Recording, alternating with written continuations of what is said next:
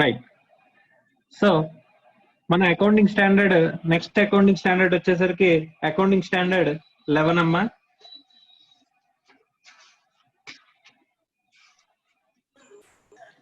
Effects of changes in foreign exchange rates.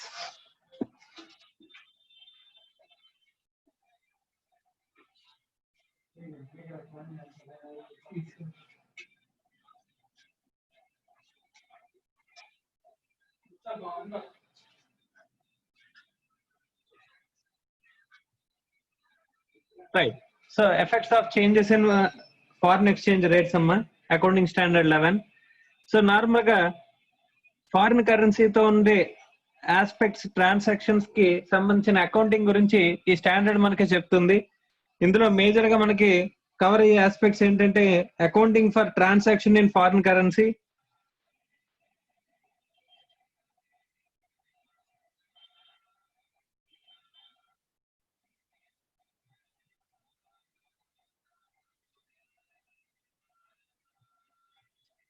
second one translating the financial statement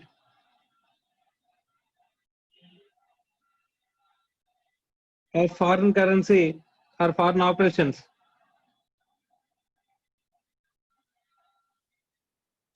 ఇందులో integral non integral.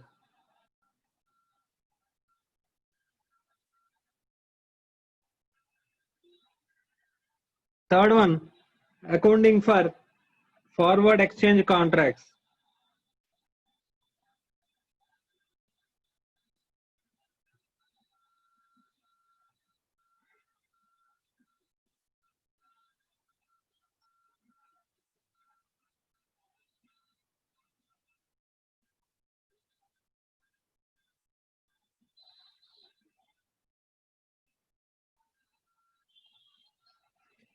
So ఈ accounting for transaction in foreign currency గురించి మనం చూస్తాం.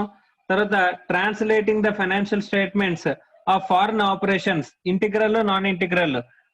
Integral of foreign operations, non integral foreign operations ని అంటే financial statements ని branch financials ఉన్నాయనుకో branch financials ని కన్వర్ట్ చేయడం గురించి, ట్రాన్స్లేట్ చేయడం గురించి ఇక్కడ మాట్లాడతాడు. ఇక్కడ ఈ ట్రాన్స్లేషన్ గురించి మనం డిస్కస్ చేయట్లేదు. ఎందుకని చెప్పేసానంటే కనుక ఇదంతా కూడా మీకు బ్రాంచ్ అకౌంటింగ్ లో కవర్ అయిపోతుంది. Foreign branches, accounting for foreign branches అని చెప్పేసి బ్రాంచ్ అకౌంట్స్ లో మీకు ఈ కన్వర్షన్ గురించి అది వచ్చేస్తుంది. ఫైనాన్షియల్ స్టేట్మెంట్స్ ని కన్వర్షన్ గురించి వచ్చేస్తుంది. సో ఇక్కడ మనం ఏమేమి చూస్తున్నాం అంటే కనుక accounting for transaction in foreign currency, accounting for forward exchange contracts, ఈ రెండింటి గురించి మనం మాట్లాడుకోబోతున్నాము. అందులో first the accounting for transaction in foreign currency. Right. So main important గా ఇక్కడ ఈ ఫారిన్ కరెన్సీ ట్రాన్సాక్షన్ ఎంట్రీ గురించి మనం అకౌంటింగ్ గురించి మాట్లాడుకుందాం. దీనికంటే ముందు ఒకసారి మనం మెయిన్ గా మాట్లాడుకోవాల్సిన టాపిక్ ఉందమ్మా. ఏంటంటే కనుక ఒక ఎగ్జాంపుల్ తీసుకుందాం. ఎగ్జాంపుల్ ట్రాన్సాక్షన్ చూద్దాం అమ్మా. ఏ అనేవాడు ఇండియా అంట, బి అనేవాడు యుఎస్ అంట. ఓకే. సో ఏ అనేవాడు బి అనేవాడి దగ్గర నుంచి కొన్ని గూడ్స్ అనేవి పర్చేజ్ చేస్తున్నాడంట. సమ్ గూడ్స్ అనేవి పర్చేజ్ చేస్తున్నాడంట. సార్ సమ్ గూడ్స్ సపోజ్ ఒక 1 టన్ మెడిసిన్స్ పర్చేజ్ చేస్తున్నాడంట. 1 టన్ ఆఫ్ మెడిసిన్స్ అనేవి పర్చేజ్ చేస్తున్నాడంట. ఎక్కడి నుంచి? యుఎస్ఏ నుంచి పర్చేజ్ చేస్తున్నాడంటమ్మా. ఓకే. ఇక్కడ యుఎస్ఏ నుంచి పర్చేజ్ చేసేటప్పుడు ఇక ట్రాన్సాక్షన్ డినామినేటెడ్ ఏ డినామినేషన్ లో ఉంది అని చెప్పేసి అనుకుంటే వీడు అన్నాడంట 1 టన్ మెడిసిన్స్ కి నేను 1 crore పే చేస్తాను అని చెప్పేసి అన్నాడంట. ఈ 1 crore ఇండియన్ రూపీస్ లో పే చేస్తాను అని అన్నాడు అనుకోమ్మా. దీన్ని రూపీ డినామినేటెడ్ ట్రాన్సాక్షన్ అంటాడు. Rupee denominated transaction. ఈ ట్రాన్సాక్షన్ లో what is reporting currency? Reporting currency ఎలా ఉంటుందమ్మా? అంటే మామూలు ట్రాన్సాక్షనల్ కరెన్సీ, రిపోర్టింగ్ కరెన్సీ గురించి మాట్లాడుకుంటే ట్రాన్సాక్షనల్ కరెన్సీ వచ్చేసరికి ట్రాన్సాక్షనల్ కరెన్సీ ఏంటి? రూపీ. మన ఫైనాన్షియల్ స్టేట్మెంట్స్ లో రిపోర్ట్ చేసుకునేది కూడా ఏ కరెన్సీ? ట్రాన్సాక్షన్ ని రికార్డ్ చేసేది ఏ కరెన్సీ? రూపీ. సో కాబట్టి మనకి ప్రాబ్లం లేదు.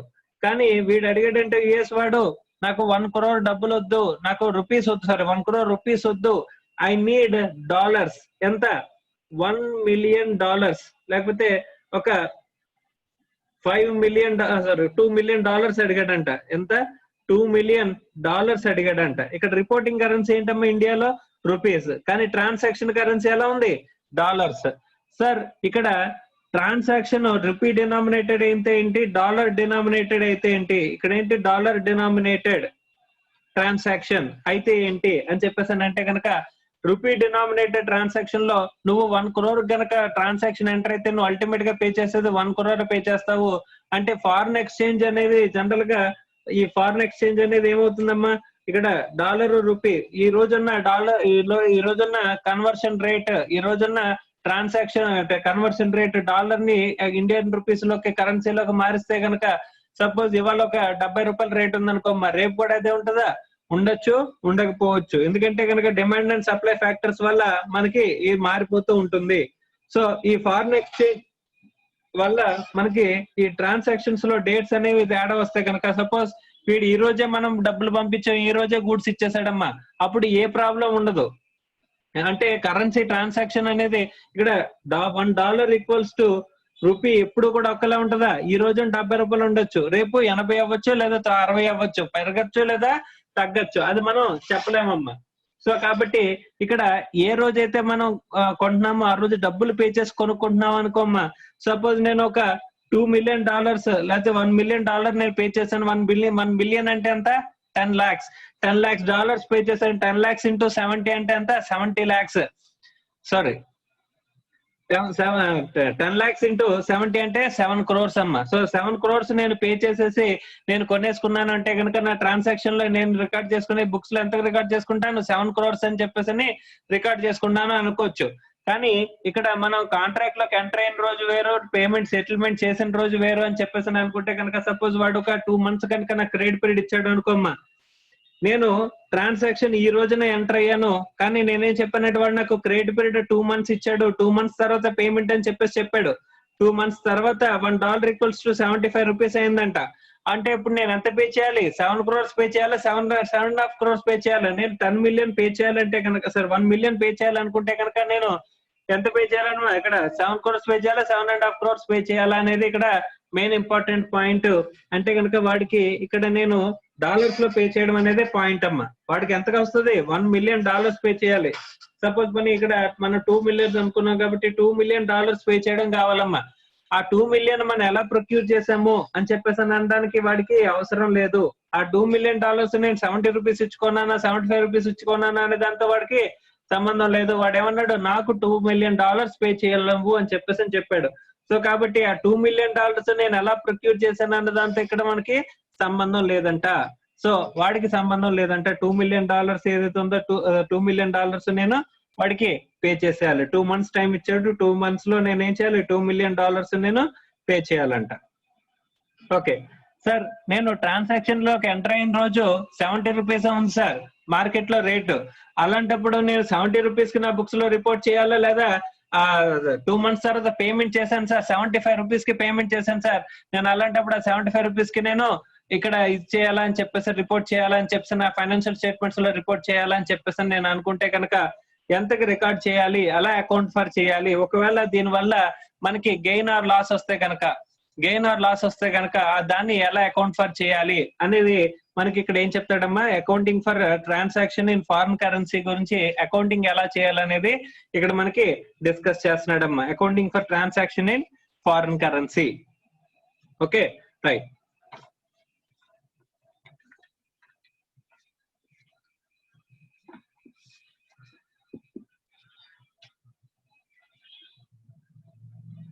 సార్ ఫస్ట్ అకౌంటింగ్ ఎలా చేయాలనేది చూద్దామమ్మా. ఆ తర్వాత రిపోర్టింగ్ ఆస్పెక్ట్స్ గురించి తర్వాత మాట్లాడుకుందాం. సో ఫస్ట్ నేను ట్రాన్సాక్షన్ లోకి ఎంటర్ అయింది ఎప్పుడంటే కనుక 1/1/2020 నేను గూడ్స్ పర్చేజ్ చేశానంట. అమ్మా ఇక్కడ గుర్తుపెట్టుకోవాలి, ఇక్కడ అంటే ఫారినర్స్ తో మనం ట్రాన్సాక్షన్ లోకి ఎంటర్ అయినప్పుడు మనం ఏ డినామినేటెడ్ ట్రాన్సాక్షన్ వల్ల మాత్రమే ఇక్కడ ఈ సిచ్యువేషన్ అరైజ్ అవుతుంది, డాలర్ డినామినేటెడ్ అంటే ఫారెన్ కరెన్సీ డినామినేటెడ్ ట్రాన్సాక్షన్ వల్ల మాత్రమే మనకి ఈ ప్రాబ్లం అనేది అరైజ్ అవుతుంది. రూపీ డినామినేటెడ్ ట్రాన్సాక్షన్ వల్ల ఏ ప్రాబ్లం లేదు. ఎందుకంటే కనుక నేను ట్రాన్సాక్షన్ ఎంటర్ అయినప్పుడే 1 crore ఎంటర్ అయ్యాను, నేను పే చేసేది కూడా 1 crore పే చేస్తాను. సో కాబట్టి ఇక్కడ ప్రాబ్లం లేదు. Normal purchase and sales transactions కింద మనం ఇక్కడ రిపోర్ట్ చేసేయచ్చు. కానీ ఇక్కడికి వచ్చేసరికి అదే డాలర్ డినామినేటెడ్ అయితే కనుక ఇక్కడ మనకి వేరియస్ రేట్స్ తో డిఫరెన్స్ అనేది వస్తుంది. కాబట్టి దీనికి గైడెన్స్ అనేది కావాలి. ఆ గైడెన్స్ ఎలాగా అనేది ఇక్కడ మనకి డిస్కస్ చేస్తున్నారమ్మా. రైట్, చూద్దాం. సో ఫస్ట్ 1/1/2020 నేను పర్చేజ్ చేశానంట. Purchased goods from USA for $1 lakh. 1 lakh. Okay sir, exchange rate ఎలా ఉంది సార్ ఇక్కడ? అంటే ఎక్స్చేంజ్ రేట్ అంటే ఇప్పుడు $1 ఇస్తే కనుక ఎన్ని రూపీస్ ఇస్తున్నారు అంటే కనుక ఇక్కడ బాగా గుర్తుపెట్టుకోవాల్సింది ఏంటంటేనమ్మా, బ్యాంక్స్ డాలర్స్ ఈ ఫారిన్ కరెన్సీ సేల్ చేస్తాయమ్మా. ఇండియాలో ఆథరైజ్డ్ బ్యాంక్స్ ఒక 23 ఆథరైజ్డ్ బ్యాంక్స్ ఉన్నాయి. They can deal with the foreign currency. Who is the authorized person to deal with the foreign currency అంటే కనుక only RBI and their representative agents. So RBI and representative agents మనకి మాత్రమే ఇక్కడ deal చేయగలరంట. ఏంటి? Foreign currency తో deal చేయగలిగింది వాళ్ళు మాత్రమే. ఇక్కడ బ్యాంక్ వెళ్ళి నేను డాలర్స్ కావాలి అని చెప్పేసి అన్నానమ్మా. ఇది పర్చేజ్ ట్రాన్సాక్షన్ కాబట్టి వాడికి పే చేయడానికి నాకు ఏం కావాలి? డాలర్స్ కావాలని చెప్పేసి అన్నానమ్మా. అంటే నేను రూపీస్ ఇస్తున్నాను, వాడు డాలర్స్ అనేది ఇస్తాడంట. సో ఇక్కడ బయ్యింగ్ రేటు బ్యాంక్ దగ్గర బోర్డు మీద ఇలా ఉందంట. Buying rate, selling rate. So buying rate వచ్చేసరికి ఇక్కడ 75 అన్నాడు, సెల్లింగ్ రేట్ వచ్చేసరికి 77 అన్నాడమ్మా, లేకపోతే 75.5 అని చెప్పేసి అన్నాడు అనుకోమ్మా. 0.5 జస్ట్ చాలా నామినల్ డిఫరెన్స్ ఉంటుంది, ఎక్కువ డిఫరెన్స్ ఉండదు. సో ఇక్కడ బయ్యింగ్ రేట్, సెల్లింగ్ రేట్ అని చెప్పాడు అన్నాడు. సార్ బయ్యింగ్ రేట్ అంటే ఏంటి, సెల్లింగ్ రేట్ అంటే ఏంటి అంటే ఎవరి పాయింట్ ఆఫ్ వ్యూలో ఇది? ఇప్పుడు నాకు గనక డాలర్స్ కావాలి అని చెప్పేసి అనుకుంటే కనుక, నాకు డాలర్స్ నేను పర్చేజ్ చేయాలని చెప్పేసి అనుకుంటే కనుక సార్ బయ్యింగ్ రేట్ తీసుకోవాలా? కాదమ్మా. ఈ రేట్స్ వాడు డిస్ప్లే చేసేది ఎవరి పాయింట్ ఆఫ్ వ్యూలోనంట? బ్యాంక్ పాయింట్ ఆఫ్ వ్యూలో మనకి రిపోర్ట్ చేస్తాడు. అంటే గనక ఈ బయ్యింగ్ రేటు, సెల్లింగ్ రేట్ అనేది ఎవరి పాయింట్ ఆఫ్ వ్యూలో? బ్యాంక్ పాయింట్ ఆఫ్ వ్యూలోనమ్మా. బ్యాంక్ వాడు కొనడానికి మన దగ్గర డాలర్స్ ఉన్నాయనుకో, నేను యుఎస్ నుంచి తిరిగి వస్తున్నానమ్మా, నా దగ్గర డాలర్స్ ఉన్నాయి, అది తీసుకెళ్లి బ్యాంక్ లో నేను ఇచ్చేస్తున్నప్పుడు బ్యాంక్ కూడా ఎంత ఇస్తాడు? నాకు 75 రూపీస్ ఇస్తాడంట. ఓకే, అదే డాలర్స్ గనక నాకు కావాలనుకో, నేను డాలర్స్ కొనుక్కుంటున్నాను అనుకో, అంటే నేను రూపీస్ ఇచ్చి డాలర్స్ కొనుక్కుంటున్నాను అనుకో, బ్యాంక్ వాడు నాకు సేల్ చేసే రేట్ ఎంతకంట? 75.5 అంట. ఈ డిఫరెన్స్ 0.5 ఏదైతే ఉంటుందో దీన్ని ఏమంటారంటే స్ప్రెడ్ అంటారమ్మా. ఏమంటారు? సో స్ప్రెడ్ అంటే nothing but profit or margin ని వీళ్ళ భాషలో ఇక్కడ ఈ ఫారిన్ కరెన్సీ లాంగ్వేజ్ లో మనకి ఏం మాట్లాడతారంటే కనుక దీన్ని స్ప్రెడ్ అని చెప్పేసి దీని గురించి మాట్లాడతారమ్మా. సో ఆ స్ప్రెడ్ అనేది వీళ్ళ ప్రాఫిట్ అన్నమాట బ్యాంక్స్ కి. సో బ్యాంక్స్ బయట బోర్డు ఏదైతే బయ్యింగ్ రేటు, సెల్లింగ్ రేట్ అని చెప్పేసి ఉంటాయో అది ఎవరి పాయింట్ ఆఫ్ వ్యూలోని? బ్యాంకర్ పాయింట్ ఆఫ్ వ్యూలో బయ్యింగ్ రేటు, సెల్లింగ్ రేటు. ఈ రెండింటి మధ్య ఉన్న డిఫరెన్స్ ఏమంటారు? Spread is nothing but profit to the bank. చాలా నేను 0.5 అంటే $1 ఈక్వల్స్ టు 0.5 అంటే చాలా ఎక్కువ చెప్పాను. జనరల్ గా ఎలా ఉంటది అంటే కనుక ఒక 1 పైసా 2 పైసా మార్జిన్ ఉంటదమ్మా. సో 1 పైసా 2 పైసా మార్జిన్ అంటే హెవీ ట్రాన్సాక్షన్ జరుగుతుంది కాబట్టి వాళ్ళకి ఎక్కువ మార్జిన్ అనేది, హ్యూజ్ మార్జిన్ అనేది మిగులుతుంది. ఆ డిఫరెన్స్ అనేది చాలా నామినల్ గా ఉంటది అనమాట ఈ రెండింటి మధ్య డిఫరెన్స్ అనేది. Okay right. సో జనరల్ గా సెల్లింగ్ రేట్ ఎక్కువ ఉంటుందా సార్, బయ్యింగ్ రేట్ ఎక్కువ ఉంటుందా? బ్యాంక్ వాడికి సెల్లింగ్ రేట్ ఎక్కువ ఉంటది. సో సెల్లింగ్ రేటే ఎక్కువ ఉండాలి, ఎందుకంటే డిఫరెన్స్ ప్రాఫిట్ రావాలంటే కనుక ఆడు ఎక్కువ కమ్మి తక్కువ కొనుక్కుంటాడు. నీ దగ్గర డాలర్స్ ఉంటే కనుక తక్కువ కొనుక్కుంటాడు, నీకు డాలర్స్ కావాలంటే కనుక వాడు ఏం చేస్తాడు? ఎక్కువ అమ్ముతాడు అంటమ్మా. ఎందుకంటే ఆథరైజ్డ్ డీలర్స్ కాబట్టి వాళ్ళు మాత్రమే డీల్ చేయగలరు. RBI దగ్గర పర్మిషన్ తీసుకున్న ఈ బ్యాంక్స్ మాత్రమే డీల్ చేయగలవంట. రైట్. ఇప్పుడు నేను డాలర్స్ లో $1 lakh పే చేయాలంటే కనుక 1/1/2020 నాడు బ్యాంక్ వెళ్ళి అడిగితే కనుక వాడు ఏమన్నాడంటే $1 ఈక్వల్స్ టు ఎంత సార్ అని చెప్పేసి అంటే ఈ రోజున $70 అండి అని చెప్పేసి చెప్పాడమ్మా. బ్యాంక్ వాడు ఏం చెప్పాడంట? $1 ఈక్వల్స్ టు 70 రూపీస్ అని చెప్పేసి చెప్పాడంట. రైట్. తర్వాత వీడు మనకి ఏం చేశాడంటే మన గూడ్స్ పర్చేజ్ చేసిన తర్వాత వీడు ఏం చేశాడంటే ఒక 2 months క్రెడిట్ పీరియడ్ ఇచ్చాడంట. 2 months క్రెడిట్ పీరియడ్ ఇచ్చాడంటమ్మా. ఈ 2 months క్రెడిట్ పీరియడ్ అనేది మనకి ఇచ్చినప్పుడు నేను పేమెంట్ చేయాల్సింది ఎప్పుడంటే కనుక 1/3/2020 నాడు నేను పేమెంట్ చేయాలంట. Payment date. సో ఈ రోజు నేను ఎంత పే చేయాలి వాడికి నేను $1 lakh పే చేయాలి. $1 lakh నేను వాడికి ఇచ్చేయాలి. కానీ ఆ $1 lakh నేను పే చేసేటప్పుడు నేను ఎంతకు పెట్టి కొనాలి డాలర్ని? ఈ రోజునైతే నేను ట్రాన్సాక్షన్ ఎంటర్ అయిన రోజు 70 రూపీస్ ఉంది బ్యాంక్ వెళ్ళి కనుక్కుంటే. ఈ రోజున ఏమైందంటే కనుక $1 = 75 రూపీస్ అయిపోయిందంట. ఈ రోజున ఎంత అయింది? 75 రూపీస్ అయిపోయిందంట. ఇప్పుడు నేను ఎంత పే చేయాలండి? ఒక్కొక్క డాలర్కి 75 రూపీస్ చొప్పున పే చేసి నేను ఏం చేయాలి? ఇక్కడ ఆ పర్చేజ్ చేయాలంట. ఆ డాలర్స్ ఆ పర్చేజ్ చేసి ఆడికి పేమెంట్ అనేది చేయాల్సిన అవసరం ఉంటుంది. ఎందుకంటే మన transaction is dollar denominated transaction కాబట్టి. Dollar denominated. So dollar denominated కాబట్టి ఇప్పుడు ఎలా రికార్డ్ చేస్తాం బుక్స్ లో?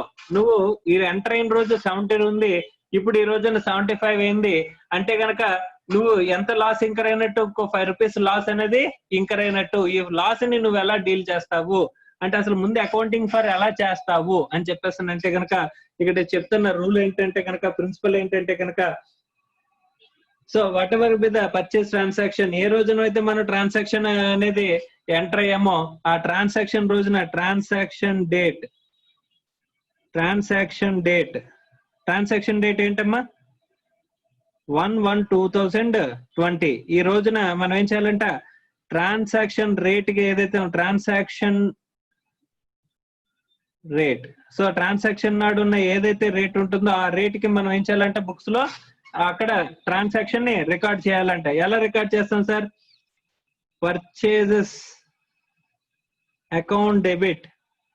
ఇక్కడ ఫ్రమ్ యుఎస్ఏ అంటే ఏ బి దగ్గర నుంచి, ఏ అనేవాడు బి అనేవాడి దగ్గర నుంచి గూడ్స్ కొంటున్నాడు, బి అనేవాడు యుఎస్ఏ, ఏ అనేవాడు ఇండియా. సో ఇప్పుడు మనం బుక్స్ ఎవరి బుక్స్ లో చూస్తున్నాం అంటే ఏ బుక్స్ లో చూస్తున్నాం అనుకుంటే కనుక ఏ అనేవాడు తన బుక్స్ లో ఏమని రికార్డ్ చేసుకోవాలంటే, ఏ రోజున రికార్డ్ చేసుకోవాలంటే 1/1/2020 నాడు మనం రికార్డ్ చేసుకోవాలంట. ఏమని రికార్డ్ చేసుకోవాలి? పర్చేజెస్ అకౌంట్ డెబిట్ అని చెప్పేసానికి ఎంత? 70. ఈ రోజున ఎంత ఉంది? ట్రాన్సాక్షన్ డేట్ నాడు ఉన్న రేట్. ఎందుకంటే 2 months తర్వాత నీ రేట్ ఎంత ఉంటుందో తెలియదు. నువ్వు ఏ రోజున బుక్స్ లో రికార్డ్ చేస్తున్నావు? 1/1/2020 నాడు నువ్వు బుక్స్ లో రికార్డ్ చేస్తున్నావు అంటే ఎంతకి? $1 lakh ఇంటూ ఆ రోజున ఎంత ఉంది రేట్? 70. అంటే ఎంత? 70 lakhs. ఎంత? 70 lakhs. Purchases account debit to ఎవరి పేరు అంట? ఇక్కడ బి కి పే చేయాలి కాబట్టి టు బి అకౌంట్ అని చెప్పేసానికి మనం ఎంత పే చేస్తాం? ఎంత చూపిస్తాం? 70 lakhs పే చేస్తాం. 70 lakhs చూపిస్తాం ఎంట్రీ. అంటే బికి అవుట్ స్టాండింగ్ పేమెంట్ ఎంత అని చెప్పేసి చెప్తున్నాం. ఇక్కడ 70 lakhs అని చెప్పేసి చెప్తున్నాం. పర్చేజెస్ అకౌంట్ కి ఎంత వెళ్ళింది? 70 lakhs వెళ్ళింది. Right, very good sir. ఇక్కడ నేను అల్టిమేట్ గా ఇక్కడ బుక్స్ లో నేను రిపోర్టింగ్ ఏం చేసి చూపిస్తున్నానంటే బికి 70 lakhs పే చేయాలని చెప్పేసి చూపిస్తున్నాను. ఈ రోజున రికార్డ్ చేసిన ఎంట్రీ 1/1/2020 నాడు నేను రికార్డ్ చేశాను ఎంట్రీ. తర్వాత 1/3/2020 వచ్చింది. 1/3/2020 వస్తే కనుక నాకు డ్యూ డేట్ అనేది అరైజ్ అయింది. Due for the payment. A payment చేయడానికి డ్యూ అయ్యాను నేను? ఇక్కడ ఈ $1 lakh పే చేయడానికి డ్యూ అయితే కనుక అప్పుడు ఏం చేయాలంటే బి అకౌంట్ డెబిట్. నేను ఎంత పే చేయాలండి?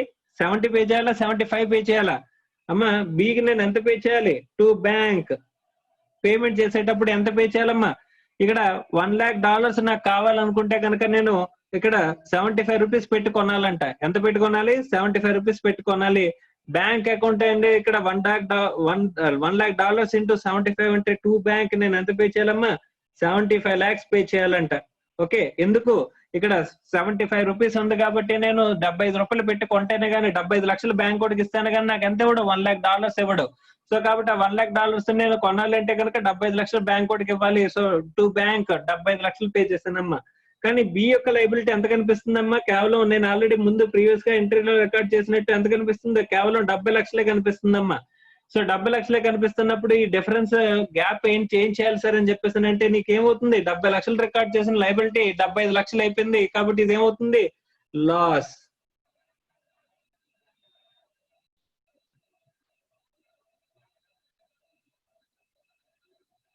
So loss from the foreign currency transaction ఎంత అంట? 5 lakhs. నీకు లాస్ ఎంత? 5 lakhs అంట. సార్ ఈ లాస్ ఏమవుతుంది సార్? ఈ లాస్ అనేది నామినల్ అకౌంట్ అమ్మా. నామినల్ అకౌంట్ అంటే ఏ ఇయర్ కి ఆ ఇయర్ క్లోజ్ అయిపోతుంది. క్లోజ్ అయిపోవడం అంటే ఏం అవుతుందమ్మా? ఈ లాస్ అనేది ఏమవుతుంది? P&L కి వెళ్ళిపోతుంది. So P&L account debit to loss from foreign currency transaction ఎంత అంటే 5 lakhs. సో ఈ 5 lakhs ఏమైంది? లాస్ అనేది P&L కి వెళ్ళిపోయిందంట. సార్ ఇక్కడ పర్చేజెస్ ఏమైంది? 70 lakhs మనకి P&L కి వెళ్ళిపోద్ది. అలాగే లాస్ కూడా, loss from the foreign currency transaction కూడా ఏమైపోయిందంట? P&L కి ట్రాన్స్ఫర్ అయిపోతుంది. 5 lakhs కూడా లాస్ కింద మనకి P&L అకౌంట్ కి వెళ్ళిపోతుందంట. B account 70 lakhs, loss from the foreign currency transaction 5 lakhs. So total to bank అని చెప్పేసి 75 lakhs పే చేస్తాము. ఈ ఫారిన్ కరెన్సీ లాస్ ని మనం రిపోర్ట్ చేయాలంట. ఫారిన్ కరెన్సీ లాస్ ఏదైతే ఉంటుందో లాస్ మనం రిపోర్ట్ చేయాలి. సార్ ఒకవేళ గెయిన్ వస్తే, గెయిన్ కూడా మనం సేమ్ రిపోర్టింగ్ అనేది చేస్తాం. అంటే ఈ రోజున 1/3/2020 నాడు ఇక్కడ 75 కి బదులు ఇన్స్టెడ్ ఆఫ్ 75 1/3/2000 నాడు $1 = 60 రూపీస్ అయిపోతే అలాగే సార్ అని చెప్పేసానంటే కనుక ఇక్కడ టూ బ్యాంక్ అని చెప్పేసి ఎంత పే చేస్తామండి? టూ బ్యాంక్ అని చెప్పేసి ఎంత పే చేస్తాం? కేవలం 60 lakhs పే చేస్తామమ్మా. కానీ బి అకౌంట్ లో లైబిలిటీ ఎంత కనిపిస్తుంది? బి అకౌంట్ డెబిట్ అన్నప్పుడు బి అకౌంట్ లో లైబిలిటీ ఎంత కనిపిస్తుంది? 70 lakhs కనిపిస్తుంది. 70 lakhs కనిపిస్తుంది. కానీ బి అకౌంట్ క్లోజ్ అయిపోవాలంటే to bank 60 lakhs to foreign currency foreign exchange gain అనేది ఎంత వస్తుందంట? 10 lakhs వస్తుందంటమ్మా. ఫారిన్ ఎక్స్చేంజ్ గెయిన్ అంతా ఇక్కడ ఆల్రెడీ బి అకౌంట్ క్లోజ్ అవ్వాలి కాబట్టి మొత్తం. సో బి అకౌంట్ క్లోజ్ చేసినప్పుడు బ్యాంక్ కి 60 lakhs పే చేశాను. ఇక్కడ $1 = 60 అయింది కాబట్టి మిగిలిందంతా ఫారిన్ ఎక్స్చేంజ్ గెయిన్. ఈ ఫారిన్ ఎక్స్చేంజ్ గెయిన్ ఏమవుతుందంట? P&L కి ఇక్కడ క్రియేట్ అయిపోతుందంట. So foreign exchange gain account debit to P&L అని చెప్పని ఎంత అవుతుందంట? 10 lakhs. So 10 lakhs వచ్చేస్తుందంట. అంటే P&L అకౌంట్ కి నీకు ఇన్కమ్ అనేది రికగ్నైజ్ అయిపోద్ది. ఇక్కడేమో లాస్ అనేది ఎక్స్పెన్స్ కింద రికగ్నైజ్ అయిపోతుంది. ఇక్కడ గెయిన్ అనేది ఇన్కమ్ కింద రికగ్నైజ్ అయిపోతుంది. So this is with respect to transaction. ఈ ట్రాన్సాక్షన్ లో ఇక్కడ మనం మెయిన్ ఇంపార్టెంట్ గా మాట్లాడుకునేది ఏంటంటే కనుక ఈ లాస్ ఈ గెయిన్ ఏదైతే మాట్లాడుకుంటున్నామో ఈ రెండు కూడా రియలైజ్డ్ గెయిన్స్. ఏంటంటమ్మా? రియలైజ్డ్. ఇదేమో రియలైజ్డ్ లాస్, ఇదేమో రియలైజ్డ్ గెయిన్. ఈ రియలైజ్డ్ గెయిన్ రియలైజ్డ్ లాస్ ఏంటి sir? Realised loss during the year లోనే మనకి రియలైజ్ అయిపోయినాయి. Realised gain during the year లోనే రియలైజ్ అయిపోయినాయి అని చెప్పేసి మనకి చెప్తున్నాడమ్మా. ఇక్కడ ఏమో realised loss during the year మనకి లాస్ అనేది రియలైజ్ అయిపోయింది అనుకుంటే కనుక ఇక్కడ మనం రియలైజ్డ్ గెయిన్ రియలైజ్డ్ లాస్ అనేది మనం మాట్లాడుకుంటున్నాం అమ్మా. సార్ ఇంకేంటి సార్ విశేషం అంటే ఏంటంటే కనుక ఇక్కడ మధ్యలో కనుక ఇది చాలా సింపుల్ ట్రాన్సాక్షన్ రిపోర్టింగ్ అమ్మా. So foreign exchange gain or loss అనేది మనం రిపోర్ట్ చేయడం అనేది ఇక్కడ major aspect. Okay right. Next aspect ఏంటంటే కనుక సపోజ్ 1/1/2020 నాడు నేను పర్చేజ్ చేశానంటే goods, purchased goods worth of $1 lakh and credit period ఎంత ఇచ్చాడంట? 4 months ఇచ్చాడంట. 4 months క్రెడిట్ పీరియడ్ ఇచ్చాడంట. అంటే నేను 1/1/2020 నాడు పర్చేజెస్ ఆఫ్ గూడ్స్ చేస్తే కనుక ఈ రోజున కన్వర్షన్ రేట్ ఎంత ఉందంటే కనుక $1 = 70 రూపీస్ ఉందనుకోమ్మా. అప్పుడు నేను ఎంట్రీ ఏమి రాస్తాను? Purchases account debit to B account. A నెవడు బి నెవడు చూసుకుంటున్నా అంటే USA, ఏ ఇండియా. ఇప్పుడు మనం ఎవరి బుక్స్ చూస్తున్నా? ఇండియన్ బుక్స్ లో చూస్తున్నా. అంటే ఏ బుక్స్ లో చూస్తున్నా? Purchase account debit to B అని చెప్పేసి ఎంతకు రాస్తామమ్మా? ఇక్కడ డాలర్స్ లో రాసుకోలేం కదా ఎంట్రీ ఎప్పుడు కూడా రిపోర్టింగ్ కరెన్సీలోనే ఉండాలి. రిపోర్టింగ్ కరెన్సీ ఏంటి ఇండియాలో? రూపీస్. సో కాబట్టి $1 lakh × 70 అంటే 70 lakhs. అంటే నేను పర్చేజ్ ట్రాన్సాక్షన్ ఎంతకు రికార్డ్ చేశాను? 70 lakhs రికార్డ్ చేశానమ్మా. ఓకే, ఇది 1/1/2020 నాడు. Okay right. తర్వాత నాకు క్రెడిట్ పీరియడ్ అన్నాళ్ళు ఇచ్చారంటే కనుక 4 months క్రెడిట్ పీరియడ్. 4 months అంటే నేను ఎప్పుడు పే చేయాలమ్మా? నేను ఎప్పుడు పే చేయాలని చెప్పేసానంటే కనుక అంటే జనవరి, ఫిబ్రవరి, మార్చ్, ఏప్రిల్ 4 months. అంటే నేను పే చేయాల్సింది 1/5/2020 నాడు పేమెంట్ అనేది చేయాలి. పేమెంట్ చేయడం అనేది 1/5/2020 నాడు పే చేయాల్సింది. కానీ ఇక్కడ జరిగింది ఏంటంటే కనుక ఇన్ బిట్వీన్ ట్రాన్సాక్షన్ ఎంటర్ అయిన డేట్ కి ఇక్కడ ఉన్న డేట్ కి మధ్యలో ఏమైందంటే ఫైనాన్షియల్ ఇయర్ ఎండింగ్ వచ్చింది. అంటే ఇంకా ట్రాన్సాక్షన్ అనేది కంప్లీట్ అవ్వలేదు. Still transaction not completed. అంటే ఇక్కడ ట్రాన్సాక్షన్ ఇనిషియేట్ అయింది కానీ ఏమవ్వలేదంట, కంప్లీట్ అవ్వలేదంట. ట్రాన్సాక్షన్ నాట్ కంప్లీటెడ్, ఇంకా కంప్లీట్ అవ్వలేదు, ఇంకా పెండింగ్ లోనే ఉంది transaction. So but during the pending period లోనే ఏమైందంట, ఫైనాన్షియల్ ఇయర్ ఎండింగ్ అనేది వచ్చిందంట. ఫైనాన్షియల్ ఇయర్ ఎండింగ్ అనేది వచ్చిందంట. ఈ ఫైనాన్షియల్ ఇయర్ ఎండింగ్ వస్తే కనుక మనకి ఇక్కడ ఏం చెప్తున్నాడంటే స్టాండర్డ్ ఏం చెప్తుందంటే కనుక ఫైనాన్షియల్ ఇయర్ ఎండింగ్ వరకు ఉన్న లాస్ ఆర్ గెయిన్ ని నువ్వు రిపోర్ట్ చేసేయాలి అని చెప్పేసి అని అంటున్నాడమ్మా. Loss or gain up to the period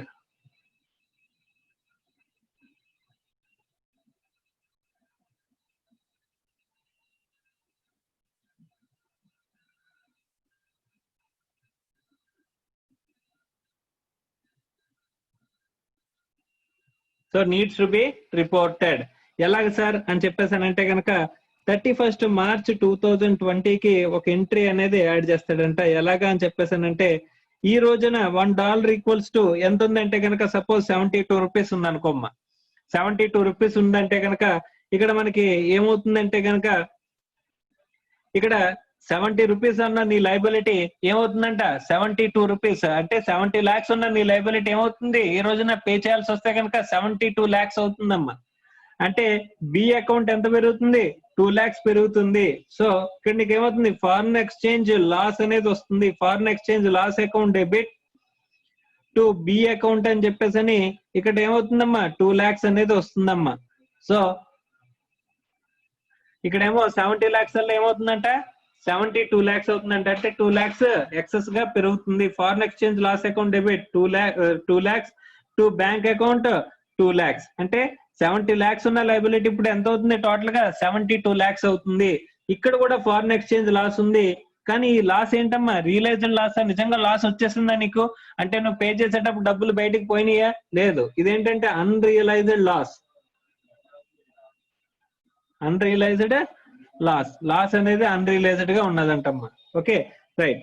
suppose 4 months తర్వాత పేమెంట్ డేట్ ఎప్పుడు వచ్చింది, 1/5/2020 వచ్చిందంటమ్మా. 1/5/2020 నాడు నేను పేమెంట్ చేయాల్సి వచ్చేటప్పుడు అప్పుడు $1 ఈక్వల్స్ టు సపోజ్ ఎంత అయిందంట 75 రూపీస్ అయితే గనక 75 రూపీస్ అయితే గనక ఇక్కడ ఏం జరిగిందమ్మా, ఇక్కడ 1/1/2020 నాడు ట్రాన్సాక్షన్ ఇనీషియల్ రిపోర్టింగ్ జరిగింది. ఇనీషియల్ రిపోర్టింగ్ జరిగింది.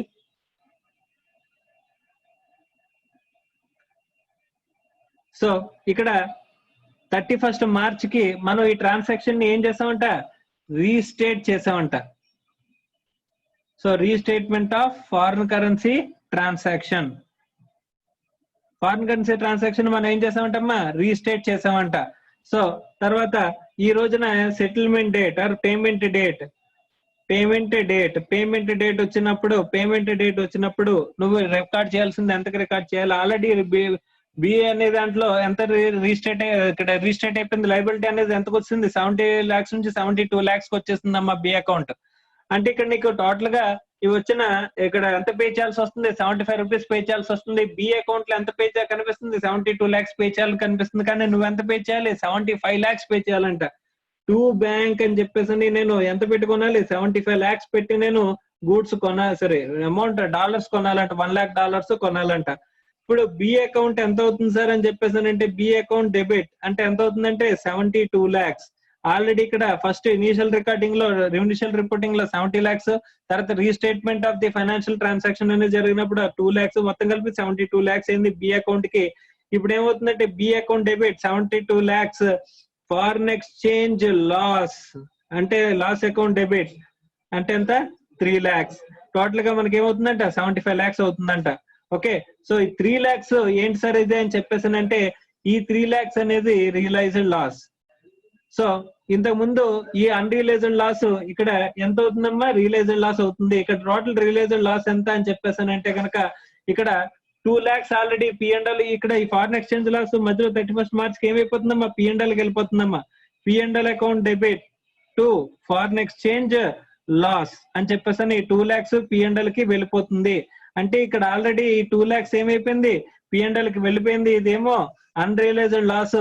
ఇప్పుడు ఏమవుతుంది, రియలైజ్డ్ లాస్ అనేది ఇక్కడ P&L కి వెళ్తుంది. ఇక్కడ ఏమవుతుంది, next P&L account debit to foreign exchange loss అని చెప్పేసి 3 lakhs కూడా ఫారిన్ ఎక్స్చేంజ్ లాస్ కింద మనకి వెళ్ళిపోతుందంట. ఇదేంటిది, రియలైజ్డ్ లాస్ అమ్మా. అంటే మధ్యలో restatement of the financial statements అనేవి, అంటే రీస్టేట్మెంట్ ఆఫ్ ది ట్రాన్సాక్షన్ అనేది చేయాల్సిన అవసరం వస్తుంది. ఆ ఫైనాన్షియల్ రీస్టేట్మెంట్ అనేది మధ్యలో ఎప్పుడు చేస్తాం, ఫైనాన్షియల్ ఇయర్ ఎండింగ్ కనుక.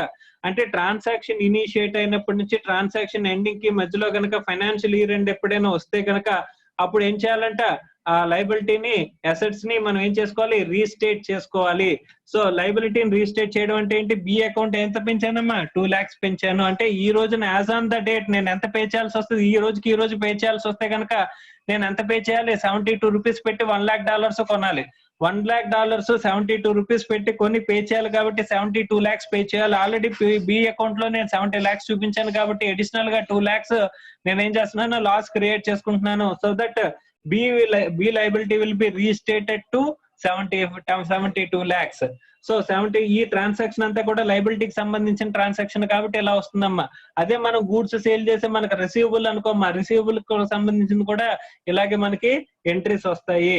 సో కాకపోతే అక్కడ ఏమొస్తుంది అంటే ఇక్కడ ఫారిన్ ఎక్స్చేంజ్ లాస్ వచ్చింది, అక్కడైతే ఫారిన్ ఎక్స్చేంజ్ గెయిన్ అనేది మనకి వస్తుందంట. అంటే ఫారిన్ కరెన్సీ అసెట్స్ ని, లైబిలిటీస్ ని ఎవ్రీ ఫైనాన్షియల్ ఇయర్ ఎండ్ కి మనం ఏం చేసుకోవాలంట, రీస్టేట్ అనేది చేసుకోవాలంట. Restatement of the financial transactions అనేవి రీస్టేట్ చేసుకోవాలంట. ఓకే, సో లైబిలిటీని రీస్టేట్ చేసుకోవాలి అని చెప్పేసి చెప్తున్నారమ్మా. Okay right. సో ఇది డ్యూరింగ్ ద పీరియడ్ లో మనకి ఏమొస్తే కనుక ఫైనాన్షియల్ ఇయర్ ఎండింగ్ వస్తే, ఫైనాన్షియల్ ఇయర్ ఎండ్ వస్తే కనుక అప్పుడు మనకి ఇలాగా రిపోర్టింగ్ అనేది చేస్తామని చెప్పేసి చెప్తున్నారమ్మా. Okay right. సో ఇది transaction initial recognition, restatement, settlement are payment. అది ఎప్పుడు మన రీస్టేట్మెంట్ ఎప్పుడు వస్తుందమ్మా, ఫైనాన్షియల్ ఇయర్ ఎండ్ అనేది మధ్యలో కనుక పీరియడ్ వచ్చినప్పుడు మనం తీసుకోవాల్సిన ఆస్పెక్ట్ అంట. ఇది మనకి accounting for foreign currency transactions.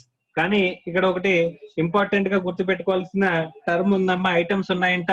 వాటి గురించి ఇప్పుడు మనం మాట్లాడుకుందాం అమ్మా. Okay right.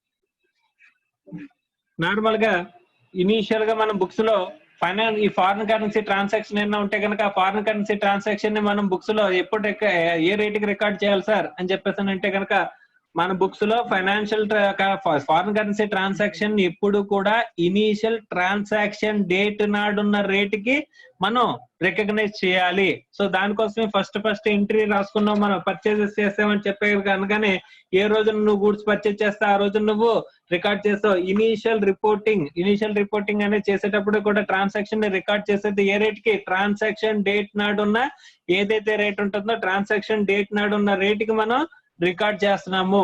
ఆ తర్వాత మనం ఏం చేస్తున్నామంట, ట్రాన్సాక్షన్ డేట్ నాడు ఉన్న రేట్ కి మనం ఫైనాన్షియల్ స్టేట్మెంట్స్ లో మనం ఇనిషియల్ ట్రాన్సాక్షన్ ని రికార్డ్ చేస్తున్నాం. ఆ తర్వాత ఏం చేస్తున్నాం, valuation as on the balance sheet date కి రీస్టేట్ చేస్తున్నాము. మన లైబిలిటీ ఆర్ అసెట్ ఏదైతే ఉంటుందో వాటిని మనం ఏం చేస్తున్నామంట, రీస్టేట్ చేస్తున్నాము. ఆ రోజున్న రేట్ కి మనం ఏం చేస్తున్నామంట, ఫైనాన్షియల్ ఇయర్ ఎండ్ కి ఉన్న రేట్ కి మనం ఏం చేస్తున్నామంట, రీస్టేట్ చేస్తున్నాము. ఇక్కడ ఇంపార్టెంట్ ఏంటంటే ఈ రేట్ అనేది ఎలా కన్సిడర్ చేయాలనేది నెక్స్ట్ మనం మాట్లాడుకునే కాన్సెప్ట్ అమ్మా. ఏ రోజున్న రేట్లలో ఏ రేట్ కన్సిడర్ చేయాలి, ఎలా కన్సిడర్ చేయాలి అనేది మనం తర్వాత మాట్లాడుకుంటాము. ఆ తర్వాత ఏంటంటే ఫైనల్ గా పేమెంట్ ఆర్ సెటిల్మెంట్ డేట్ వచ్చేసరికి సెటిల్మెంట్ డేట్ నాడు నీకుండే ఇక్కడ ఆ రేట్ కి ఏదైతే ఉంటుందో ఆ రేట్ కి నువ్వు గూడ్స్ పర్చేజ్ చేస్తావు అంటే పేమెంట్ చేస్తావు కాబట్టి ఆ రేట్ కి ఉన్న రేట్ ని మనం ఏం చేస్తాం, ఇక్కడ లాస్ ఆర్ గెయిన్ వస్తే కనుక రికార్డ్ చేస్తాం. నార్మల్ గా ఏంటంటే కనుక 70 lakhs పే చేయాలి, ఇక్కడ నేను ఏం చేశానంటే రీస్టేట్మెంట్ చేశాను. ఈ రోజున వచ్చిన లాస్ ని నేను ఏమంటున్నానంటే అన్రియలైజ్డ్ లాస్, ఎందుకంటే నిజంగా లాస్ రాలేదు ఇక్కడ.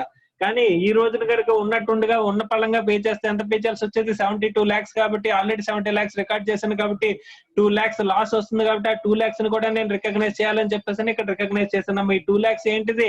Unrealised loss. ఈ అన్రియలైజ్డ్ లాస్ ఎప్పుడు రిలీజ్ అవుతుంది అంటే కనుక ఎప్పుడైతే నేను పేమెంట్ చేస్తానో ఆ రోజున రిలీజ్ అవుతుంది. నేను 75 lakhs పే చేశానంటే కనుక నేను అనుకున్న ఆల్రెడీ రికార్డెడ్ అంతా ఈ రోజుకి దగ్గర రికార్డెడ్ గా ఇక్కడ బి అకౌంట్ లో ఎంత పేమెంట్ కనిపిస్తుంది? 72 lakhs కనిపిస్తుంది. అందులోంచి నేను ఇక్కడ ఎంత పే చేశాను? 75 lakhs పే చేశాను. అంటే అడిషనల్ 3 lakhs లాస్. ఇక్కడ లాస్ అనేది ఈ లాస్ ఏంటి? Realised loss. ఇది ఒకటే కాదు, రియలైజ్డ్ ప్రీవియస్ గా అన్రియలైజ్డ్ లాస్ కూడా ఇప్పుడు రియలైజ్ అవుతుంది. టోటల్ గా ఎంత అవుతుందమ్మా? 5 lakhs లాస్ అనేది ఇక్కడ రియలైజ్ అవుతుంది. రియలైజ్డ్ లాస్ అనేది అవుతుంది అని చెప్పేసి ఇక్కడ మనం మాట్లాడుకుంటున్నాం. Okay right.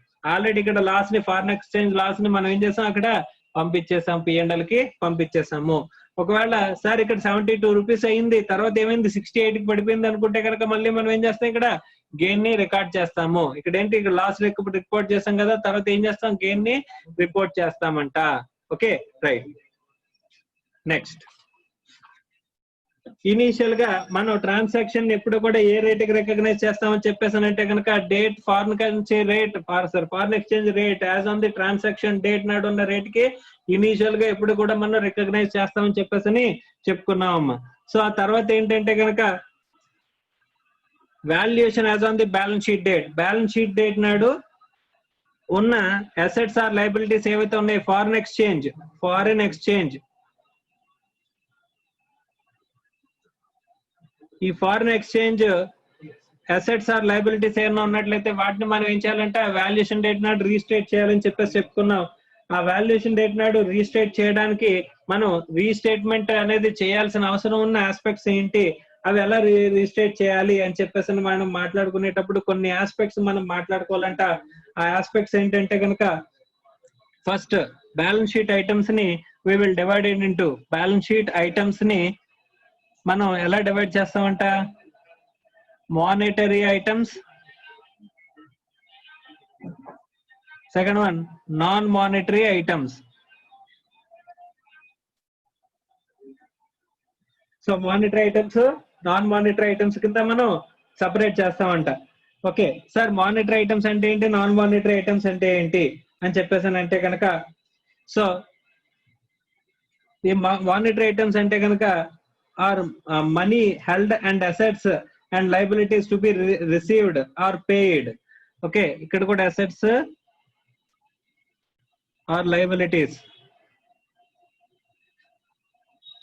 either received or paid. Okay, in fixed and determinable amount of money.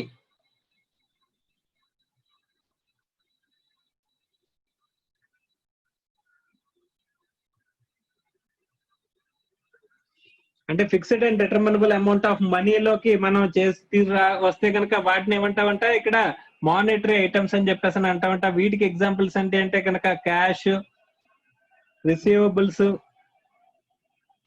Payables. అంటే fixed and determinable amount of money అంటే డబ్బుల రూపంలో మనం ఏదైనా అక్కడ మనం పే చేయాల్సి వస్తే కనుక, ఆ ట్రాన్సాక్షన్ సెటిల్ చేయాల్సి వస్తే కనుక దాన్ని ఏమంటారంటే, ఇలాంటి వాటిని మానిటరీ ఐటమ్స్ అనేవి మానిటరీ వాల్యూలో మనం ఇక్కడ ఇది చేయగలుగుతామంట, క్వాంటిఫై చేయగలుగుతామంట. Okay right. Other than monetary, fixed and determinable amount of మనీలో పే చేయాల్సిన, రిసీవ్ చేసుకోవాల్సిన ఆస్పెక్ట్స్ ఏమి లేవు అనుకుంటే కనుక వాటిని, మిగిలిన వాటిని మానిటరీ ఐటమ్స్ అంటాం. మానిటరీ ఐటమ్స్ అంటే ఏమొస్తాయి? క్యాష్, రిసీవబుల్స్, పేబుల్స్ లోకి మనకి ఏమొస్తాయంటే మానిటరీ ఐటమ్స్ వస్తాయండి. ఇవి కానివన్నిటిని కూడా నాన్ మానిటరీ ఐటమ్స్ అని చెప్పేసి చెప్తున్నాడంట. సార్ ఎందుకు సార్ ఈ monetary items, non monetary items అని చెప్పేసి మనకి డిఫరెన్షియేట్ చేస్తున్నారు అని చెప్పేసి అంటే కనుక, ఇక్కడ valuation date, balance sheet date కి ఈ ఫారెన్ ఎక్స్చేంజ్ ట్రాన్సాక్షన్స్ ఆస్పెక్ట్స్ ఏవైతే ఉన్నాయో ఆ ఆస్పెక్ట్స్ ని మనం ఎలా డివైడ్ చేస్తామంట? మానిటరీ ఐటమ్స్ అని ఒకలాగా monetary items and non monetary items.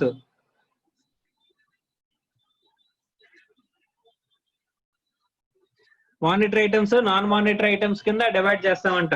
So ఇందులో మానిటరీ ఐటమ్స్ వచ్చేసరికి మనం కన్వర్ట్ చేయాల్సింది ఎప్పుడు కూడా క్లోజింగ్ రేట్ కి కన్వర్ట్ చేస్తామంట. ఏ రేట్? క్లోజింగ్ రేట్ కి కన్వర్ట్ చేస్తామంట. Monetary items should be converted at closing rate అని చెప్పేసి అని అన్నాడమ్మా. రైట్, ఇంకొక పాయింట్ చెప్పడం మర్చిపోయాను.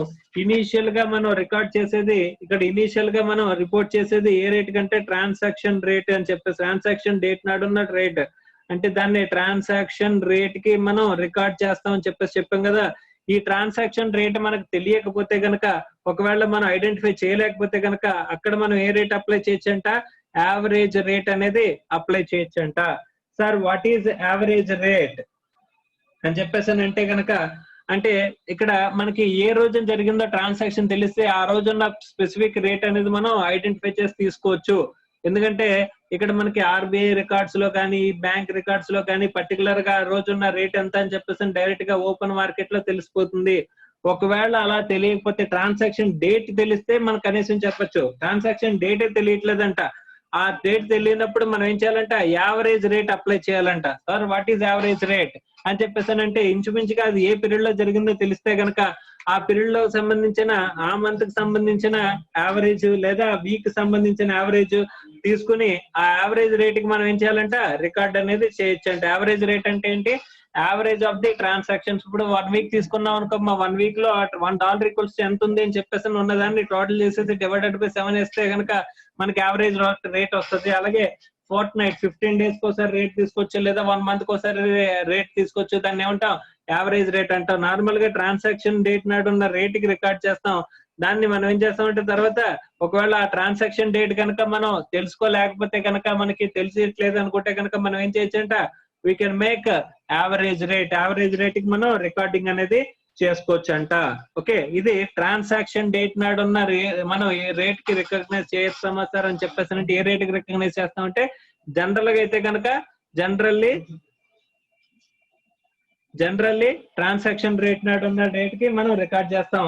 ఒకవేళ తర్వాత ఏం చేస్తామంటే ఆ ట్రాన్సాక్షన్ డేట్ నాడు ఉన్న రేట్ కాకుండా ఒకవేళ దొరకకపోతే కనుక ట్రాన్సాక్షన్ డేట్ మనం ఏం చేస్తామంటే యావరేజ్ రేట్ అనేది అప్లై చేసుకోవచ్చు. Average rate maybe weeks average rate or months average rate లేదా ఫోర్త్ నైట్ యావరేజ్ రేట్ అనేది మనం కన్సిడర్ చేయొచ్చు అని చెప్పేసి చెప్తున్నాడమ్మా.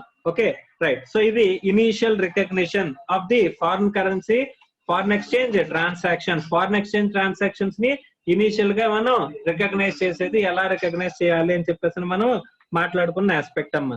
తర్వాత valuation as on the balance sheet date. Balance sheet date నాడున్న ఆస్పెక్ట్స్ లో, ఫైనాన్షియల్ స్టేట్మెంట్స్ లో ఉన్న ఆస్పెక్ట్స్ లో మనకి ఐటమ్స్ ని ఎలా డివైడ్ చేసామంటే, బ్యాలెన్స్ షీట్ ఐటమ్స్ ని 2 రకాలుగా monetary items, non monetary items కింద డివైడ్ చేసామంట. మానిటరీ ఐటమ్స్ అంటే ఏంటి? Fixed and determinable amount of మనీలో మనకి ఇక్కడ మనకి సెటిల్ అవుతాయి అని చెప్పేసి అనుకుంటే, ఇప్పుడు డెటార్స్ ఉందమ్మా. డెటార్స్ మనం ఎంత పే చేస్తాము అని చెప్పేసి వాల్యూ మనకి తెలుసు.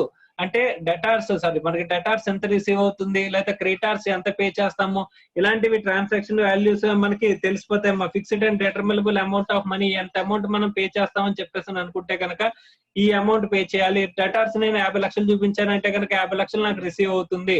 లేదా క్రెడిటార్స్ నేను 20 lakhs చూపించానంటే నేను 20 lakhs పే చేయాలి. ఇలా మనం చెప్తామంట. 20 lakhs పే చేయాలి, ఇలా 50 lakhs రావాలి, లేకపోతే ఇంత అమౌంట్ బ్యాంక్ లో డిపాజిట్ ఉంది.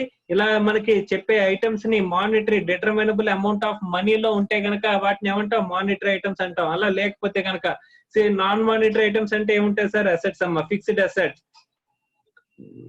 Assets are the examples of like non monetary items. Sir non monetary items అంటే వాల్యూ చూపిస్తాం కానీ అంత అమౌంట్ నీకు నిజంగా రియలైజ్ అవుతుందా అంటే, ఫిక్స్డ్ అసెట్స్ అని చెప్పేసి ఆఫ్టర్ డిప్రిసియేషన్ ఎంతైతే అమౌంట్ చూపిస్తున్నా అంత అమౌంట్ రియలైజ్ అవుతుందని దాని అర్థమా? కాదమ్మా. అలా రియలైజ్ అవుతుందని దాని అర్థం కానప్పుడు ఫిక్స్డ్ అండ్ డిటర్మినబుల్ అమౌంట్ మనీలోకి వస్తుందా? అంత అమౌంట్ ఫిక్స్డ్ అసెట్ ఎంతైతే వాల్యూ చూపించానో అంతే రిలీజ్ అవుతుందా అంటే అంతే రిలీజ్ అవ్వచ్చు, లేదా రిలీజ్ అవ్వకపోవచ్చు. సో కానీ ఇక్కడ ఇంత అమౌంట్ డెటార్స్ క్రెడిటార్స్ ఎంతైతే చూపించామో అంత అమౌంట్ మానిటరీ వాల్యూలో మనకి రిలీజ్ అవుతుంది. అలాంటప్పుడు వాటిని ఏమంటాం? మానిటరీ ఐటమ్స్ అంటాం. కానీ ఫిక్స్డ్ అసెట్ మానిటరీ ఐటమ్ కాదంట. అలాంటి మానిటరీ ఐటమ్స్ కాని వాటిని అన్నిటి కూడా నాన్ మానిటరీ ఐటమ్స్ అంటున్నాడు. So balance sheet items foreign exchange transactions లో ఏవైతే ఉన్నాయో వాటిని మనం డివైడ్ చేసుకోవాలంట. ఏమని? Monetary items, non monetary items కింద మనం డివైడ్ చేసుకోవాలి. అందులో మానిటరీ ఐటమ్స్ ని మనం ఏం చేయాలంట, క్లోజింగ్ రేట్ ఏదైతే ఉంటుందో ఆ క్లోజింగ్ రేట్ కి మనం కన్వర్ట్ చేయాలంట. మనం ఏం చేయాలంటమ్మా, క్లోజింగ్ రేట్ ఏదైతే ఉంటుందో ఆ క్లోజింగ్ రేట్ కి వాల్యూ చేయాలంట. Sir what is closing rate? Closing rate అంటే the rate, exchange rate as at the balance sheet date. Exchange rate as at the balance sheet date. So balance sheet date కొన్న rate ని మనం ఏమంటామంటే closing rate అని చెప్పేసి చెప్తామంట. ఆ closing rate కి మనం మానిటరీ ఐటమ్స్ ఏం చేయాలమ్మా, అక్కడ కన్వర్ట్ చేసి చూసుకోవాలంట. సపోజ్ ఇందాక ఎగ్జాంపుల్ లో మనం ఇక్కడ 72 రూపీస్ అని చెప్పాం. ఇక్కడ బిఏ అంటే బికి నేను పే చేయాల్సిన 70 lakhs కాబట్టి ఈ 70 lakhs లైబిలిటీ, నేను నాకు లైబిలిటీ అమ్మా. ఆ లైబిలిటీ అంటే క్రెడిటార్, వీడు క్రెడిటార్ కాబట్టి క్రెడిటార్ అనేది ఇది ఏ ఐటమ్, మానిటరీ ఐటమ్ అమ్మా. క్రెడిటార్ అంటే నేను ఎంత పే చేయాలి, అక్కడికి అవుట్ స్టాండింగ్ 70 lakhs పే చేయాలని చెప్పేసి అన్నాను. Fixed and determinable amount of మనీలో ఉంది కాబట్టి దీన్ని ఏమన్నాను, ఇక్కడ 70 lakhs ని బి అనేది మానిటరీ ఐటమ్ అవుతుంది. ఈ మానిటరీ ఐటమ్ కి మనం ఏం చేయాలంట, ఈ 31st March ఏ రేట్ అయితే ఉంటుందో దాన్ని క్లోజింగ్ రేట్ అంటారంట. 31st March 2020 నాడు ఏదైతే అంటే ఫైనాన్షియల్ ఇయర్ ఎండింగ్ నాడు ఏదైతే రేట్ ఉంటుందో ఆ రేట్ ని మనం ఏమంటా ఉంటామా, ఇక్కడ క్లోజింగ్ రేట్ అని చెప్పేసి చెప్తామంట. ఆ క్లోజింగ్ రేట్ కి మనం ఏం చేసాం, ఇక్కడ వాల్యూ చేసాము. ఇక్కడ వాల్యూ చేసి ఇక్కడ ఏం చేసాం, రీస్టేట్మెంట్ ఆఫ్ ది లయబిలిటీ చేసాము. లయబిలిటీ ఎంత ఉంది, 70 lakhs ఉంది. కానీ ఈ రోజు నువ్వు ఇప్పుడు పే చేయాల్సి వస్తే కనుక నువ్వు ఎంత పే చేయాల్సి వస్తుంది, 72 lakhs పే చేయాలి. కాబట్టి నీ లయబిలిటీని ఏం చేసాం, 2 lakhs ని పెంచామమ్మా లయబిలిటీ. సో 2 lakhs ని పెంచి ఆ 2 lakhs ఏ లాస్ అని చెప్పాం, అన్రియలైజ్డ్ లాస్. నిజంగా నువ్వు పే చేయాల్సి వస్తుందా, నువ్వు పే చేస్తున్నావు ఇప్పుడు లేదు. ఆ అన్రియలైజ్డ్ లాస్ ని కూడా మనం ఏం చేస్తున్నాం, P&L కి పంపించుకుంటున్నాము. అంటే నా లయబిలిటీని ఇప్పుడు 70 lakhs నుంచి ఎంతకు పెంచాను, ఈ రోజు నా కనుక పే చేయాల్సి వస్తే కనుక నేను ఎంతకు పే చేసి ఉండాలి, 70 lakhs, ఇక్కడ 72 lakhs పే చేసి ఉండాలి. కాబట్టి ఆల్రెడీ ఎగ్జిస్టింగ్ లయబిలిటీ 70 lakhs చూపించాను కాబట్టి ఇంకో 2 lakhs ఇంక్రీజ్ చేసి నేను ఏం చేశానంట, 72 lakhs కి నేను చూపించానంటమ్మా. Okay right. Next sir, monetary items ని ఇప్పుడు కూడా ఏ రేట్ కి చేయాలని చెప్పారమ్మా, అక్కడ క్లోజింగ్ రేట్ అని చెప్పారమ్మా. క్లోజింగ్ రేట్ కి మనం, క్లోజింగ్ రేట్ అంటే ఏంటి, బ్యాలెన్స్ షీట్ డేట్ నాడు ఉన్న రేట్ కి మనం కన్వర్ట్ చేసి చూపిస్తామంట. Okay right. Sir monetary items అంటే, మానిటరీ ఐటమ్స్ అన్నిటికీ కూడా మనం ఏ రేట్ అప్లై చేస్తాం అన్నారు, క్లోజింగ్ రేట్.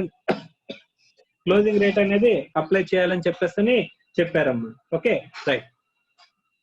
నెక్స్ట్, ఈ నాన్ మానిటరీ ఐటమ్స్ ఏవైతే ఉన్నాయో, ఈ నాన్ మానిటరీ ఐటమ్స్ లో మనం ఏం చేస్తాం, non monetary items are further divided into items carried at. ఇవేమో క్లోజింగ్ రేట్ అనుకున్నాం. Okay right. ఈ నాన్ మానిటరీ ఐటమ్స్ ని మనం ఫర్దర్ గా డివైడ్ చేస్తున్నామంట. ఈ ఫర్దర్ గా ఎలా డివైడ్ చేస్తున్నాము అని చెప్పేసి అంటే కనుక, items carried at historical cost.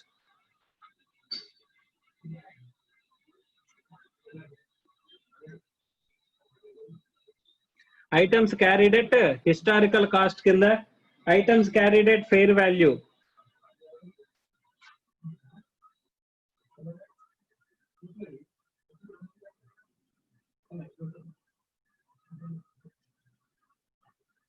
So non monetary items ని మనం ఏం చేయాలంటే, items carried at historical cost, items carried at fair value కింద మనం డివైడ్ చేస్తారంట. ఈ items carried at historical cost అంటే ఏముంటాయి సార్ అని చెప్పేసానంటే కనుక, like fixed assets, long term investments. Fixed assets, long term investments, ఇవన్నీ కూడా మనకి examples of items carried at historical cost అని చెప్పేసి అంటున్నాడమ్మా. అంటే ఇక్కడ మనం రిపోర్టింగ్ డేట్ నాడు ఇక్కడ మనం యాక్చువల్ గా ఇనిషియల్ ట్రాన్సాక్షన్ రికార్డ్ చేసినప్పుడు ఏదైతే రేట్ ఉంటుందో ఆ రేట్ కి మనం ఏం చేస్తామంట, కంటిన్యూ చేస్తామంట. ఆ రేట్ కి మనం చూపిస్తామంట. దీంట్లో చేంజెస్ అనేవి చేయము. అది చేయకపోతే కనుక దాన్ని ఏమంటారు, items carried at historical cost అని చెప్పేసి చెప్తున్నారు. సో నెక్స్ట్, ఈ items carried at fair value అంటున్నాడంటమ్మా. ఈ ఫెయిర్ వాల్యూ అంటే ఇనిషియల్ గా మనం ఎంతైతే రికార్డ్ చేసామో ఆ వాల్యూకే చూపించి వదిలేసేవి మనం ఏంటంటే ఐటమ్స్ హిస్టారికల్ కాస్ట్ అని చెప్పేసి చెప్తున్నాడమ్మా. Next, items carried at fair value అంటే ఏంటంటే కనుక, ఇక్కడ లైక్ ఇన్వెంటరీ, కరెంట్ ఇన్వెస్ట్మెంట్స్, ఇవన్నీ కూడా ఏంటంటే కనుక, ఇన్వెంటరీ, కరెంట్ ఇన్వెస్ట్మెంట్స్, ఇవన్నీ కూడా మనకి ఎందులోకి వస్తాయంట, మనకి ఐటమ్స్ క్యారీడ్ ఎట్ ఫెయిర్ వాల్యూలోకి వస్తాయంట. సో ఈ ఐటమ్స్ క్యారీ డేట్ ఫెయిర్ వాల్యూకి వచ్చాయని చెప్పేసి అని అనుకుంటే కనుక జనరల్ గా ఇక్కడ ఏం చేస్తామంటే ఇక్కడ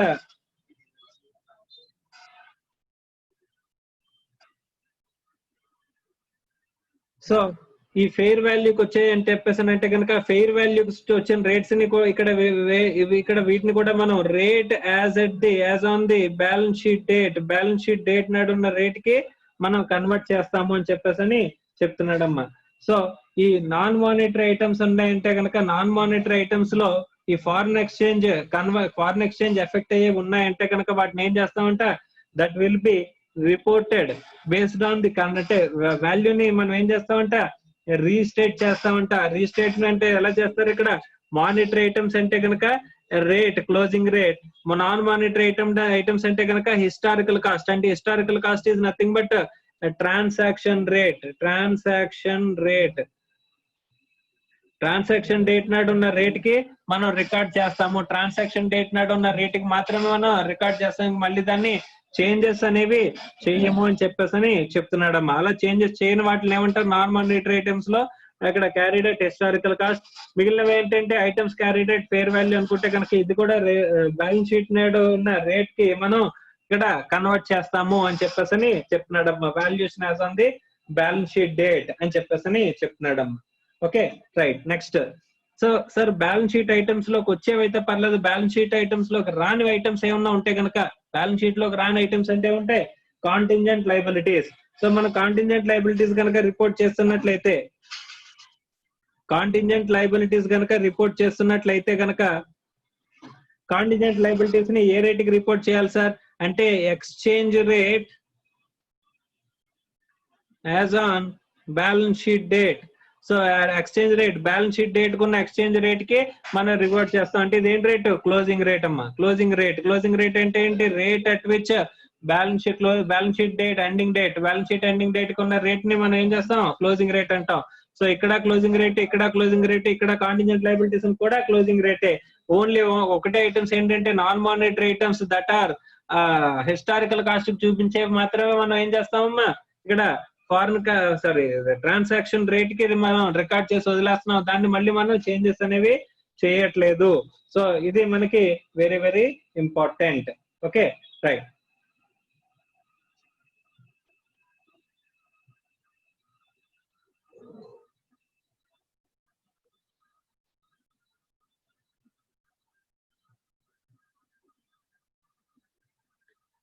సార్ హిస్టారికల్ కాస్ట్ కి రికార్డ్ చేసామంటే కనుక ట్రాన్సాక్షన్ రేట్ నాడు ఉన్న రేట్ కి రికార్డ్ చేసాం, ఇంక మళ్ళీ మార్చలేదు అని చెప్పేసి అనుకుంటే కనుక అప్పుడు ప్రాబ్లం లేదమ్మా.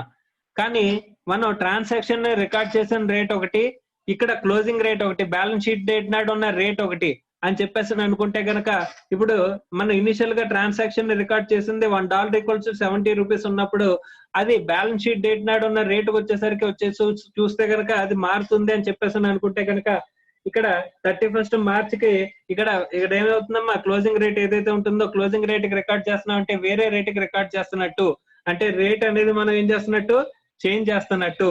సో రేట్ కనుక క్లోజింగ్ రేట్ మారుతుంది అనుకుంటే కనుక ఇక్కడ క్లోజింగ్ రేట్ అంటే బ్యాలెన్స్ షీట్ డేట్ నాడు ఉన్న రేట్ కి రిపోర్ట్ చేయాల్సి వస్తుంది అంటే కనుక ఈ రెండింటికి డిఫరెన్స్ వచ్చే అవకాశం ఉంటుంది. ఆ difference either gain or loss రెండిట్లో ఏదైనా రావచ్చు.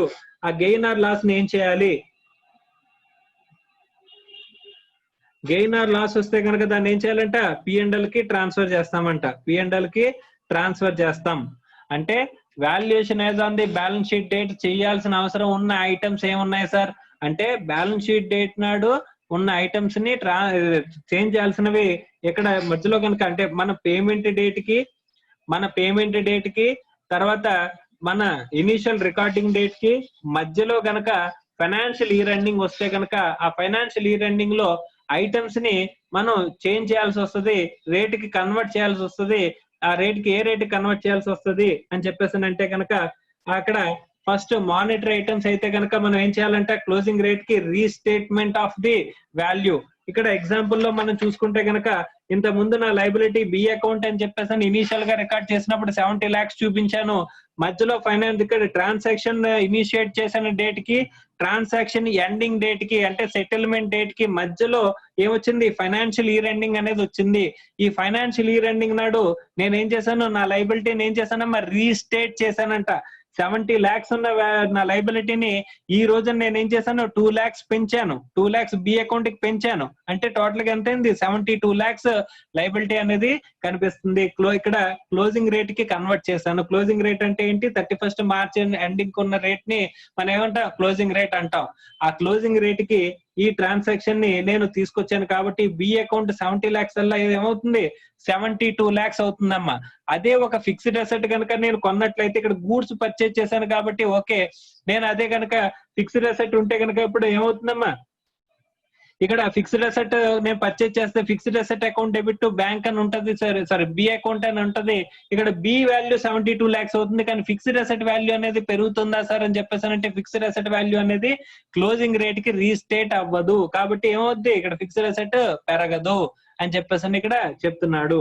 సో కాబట్టి అంటే అసెట్స్ ఏమన్నా ఉన్నట్లయితే అసెట్స్ ని మనం ఏం చేయగలదమ్మా, ఫిక్స్డ్ అసెట్స్ అంటే నాన్ మానిటరీ ఐటమ్స్ లోకి వస్తాయి ఫిక్స్డ్ అసెట్స్. కాబట్టి నాన్ మానిటరీ ఐటమ్స్ ని మళ్ళీ క్లోజింగ్ రేట్ కి ఏం చేయవలసిన అవసరం లేదు, రీస్టేట్ చేయవలసిన అవసరం లేదు. డైరెక్ట్ గా మనం ఏం చేస్తాం, పేమెంట్ నాడున్న డిఫరెన్స్ కి ఇక్కడ మనం ఏదైతే ఉంటుందో సెటిల్మెంట్ ట్రాన్సాక్షన్ కి అక్కడ చూసుకుంటాం. వాల్యుయేషన్ డేట్ కి మనకి ట్రాన్సాక్షన్స్ ఏమైనా రిపోర్టింగ్ ఉంటే కనుక రిపోర్టింగ్ లో మనకి రీస్టేట్ చేయాల్సిన అవసరం ఉన్నాయి. ఏమున్నాయి సార్, మానిటరీ ఐటమ్స్ ని రీస్టేట్ చేయాలి. నాన్ మానిటరీ ఐటమ్స్ లో 2 రకాలు, maintained at historical cost, fair value. ఆ fair value items carried at fair వాల్యూని మళ్ళీ మనం రీస్టేట్ చేయాల్సిన అవసరం ఉంటుందని చెప్పేసి చెప్తున్నాడు అమ్మా. Okay right. సో ఇక్కడ డిఫరెన్స్ మనం ట్రాన్సాక్షన్ ఎంటర్ అయిన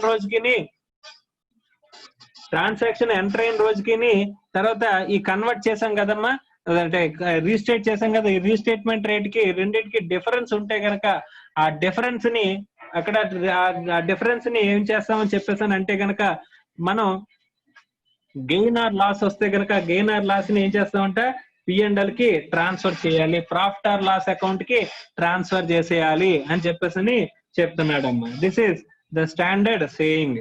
సో మనకి ఫారిన్ కరెన్సీ ట్రాన్సాక్షన్స్ లో మనం ఏం కంప్లీట్ చేసుకున్నాం అని చెప్పేసాను అంటే కనుక, so first foreign currency transaction ని ఇనీషియల్ గా ఎలా రికార్డ్ చేయాలి, తర్వాత ఫైనాన్షియల్ ఇయర్ ఎండింగ్ అంటే ఫైనాన్షియల్ ఇయర్ ఎండింగ్ కంటే ముందే కనుక మన ట్రాన్సాక్షన్ సెటిల్ అయిపోతుంటే కనుక ఫైనాన్షియల్ ట్రాన్సాక్షన్ పేమెంట్ అనేది సెటిల్మెంట్ అనేది జరిగిపోతుంటే కనుక అప్పుడు ఆ liability loss or gain, realized gain or loss ని మనం ఏం చేయాలంటే డైరెక్ట్ గా రిపోర్ట్ చేయడం ఎలాగా.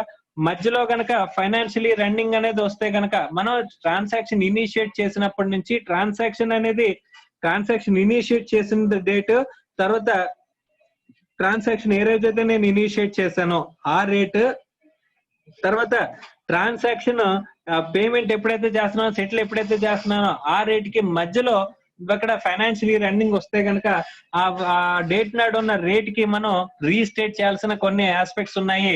కొన్ని ఐటమ్స్ ని రీస్టేట్ చేయాలనుకున్నాం.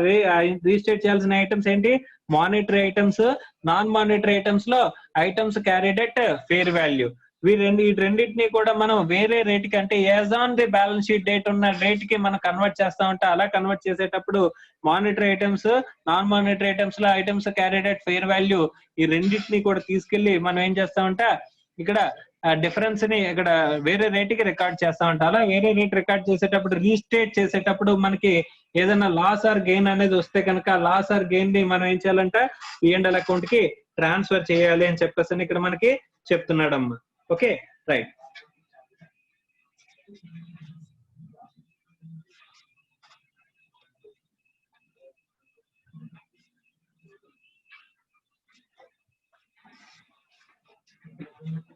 నెక్స్ట్ ఈ కాంటింజెంట్ లైబిలిటీస్ ఏవైతే ఉన్నాయో కాంటింజెంట్ లైబిలిటీస్ ని మనం ఏం చేస్తామమ్మా, ఈ కాంటింజెంట్ లైబిలిటీస్ ని కూడా క్లోజింగ్ రేట్ కి తీసుకుంటాం. ఈ క్లోజింగ్ రేట్ కి తీసుకున్న తర్వాత వాటిని ఏం చేస్తాం, P&L కి ఆ డిఫరెన్స్ ఏమన్నా వస్తే కనుక ఆ డిఫరెన్స్ ని అంటే ఇది క్లోజింగ్ రేట్ కి రిపోర్ట్ చేయడమే. తర్వాత ఈ ట్రాన్సాక్షన్స్ లో valuation as on the balance sheet date చేసేటప్పుడు మనకి ఏదన్నా సరే ఇక్కడ గెయిన్ ఆర్ లాస్ వస్తే కనుక P&L కి ట్రాన్స్ఫర్ చేస్తాం. Valuation as on balance sheet date చేసేటప్పుడు నీకు వచ్చే గెయిన్ ఆర్ లాస్ ని అన్రియలైజ్డ్ లాస్ అంటాం, అన్రియలైజ్డ్ గెయిన్ ఆర్ లాస్ అని చెప్పేసి అని చెప్తాం. ట్రాన్సాక్షన్ సెటిల్మెంట్ డేట్ కి వచ్చినప్పుడు, ట్రాన్సాక్షన్ సెటిల్మెంట్ డేట్ కి వచ్చినప్పుడు నీకు ఏ లాస్ ఆర్ గెయిన్ వస్తుంది? రియలైజ్డ్ గెయిన్ ఆర్ లాస్ అనేది వస్తుంది అంటమ్మా. రియలైజ్డ్ గెయిన్ ఆర్ లాస్ అనేది మనకి వస్తుంది అని చెప్పేసి అని చెప్తున్నాడు. సో ప్రీవియస్ గా అన్రియలైజ్డ్ కూడా ఇక్కడ ఏమవుతుంది? సెటిల్మెంట్ డేట్ నాడు వచ్చేసరికి అది రియలైజ్డ్ గెయిన్ ఆర్ లాస్ అనేది అయిపోతుంది, right? So this is with respect to accounting for transaction in foreign currency. Accounting for transaction in foreign currency. So ఇందులో మనం టోటల్ గా మనం ఫారిన్ కరెన్సీ ట్రాన్సాక్షన్స్ గురించి చెప్పుకుందాం అనుకునే దాంట్లో accounting for transaction in foreign currency గురించి కంప్లీట్ అయింది. సో తర్వాత మనం మాట్లాడుకునే ఆస్పెక్ట్ ఏంటంటమ్మా? Accounting for forward exchange contracts. ఈ accounting for forward exchange contracts గురించి ఇప్పుడు చూద్దామమ్మా. ఓకే, సో చాలా చిన్న ఆస్పెక్ట్, అది చూసిన తర్వాత ఈ స్టాండర్డ్ అనేది కంప్లీట్ అయిపోతుంది. అక్కడితో మనం ఆపేద్దాం.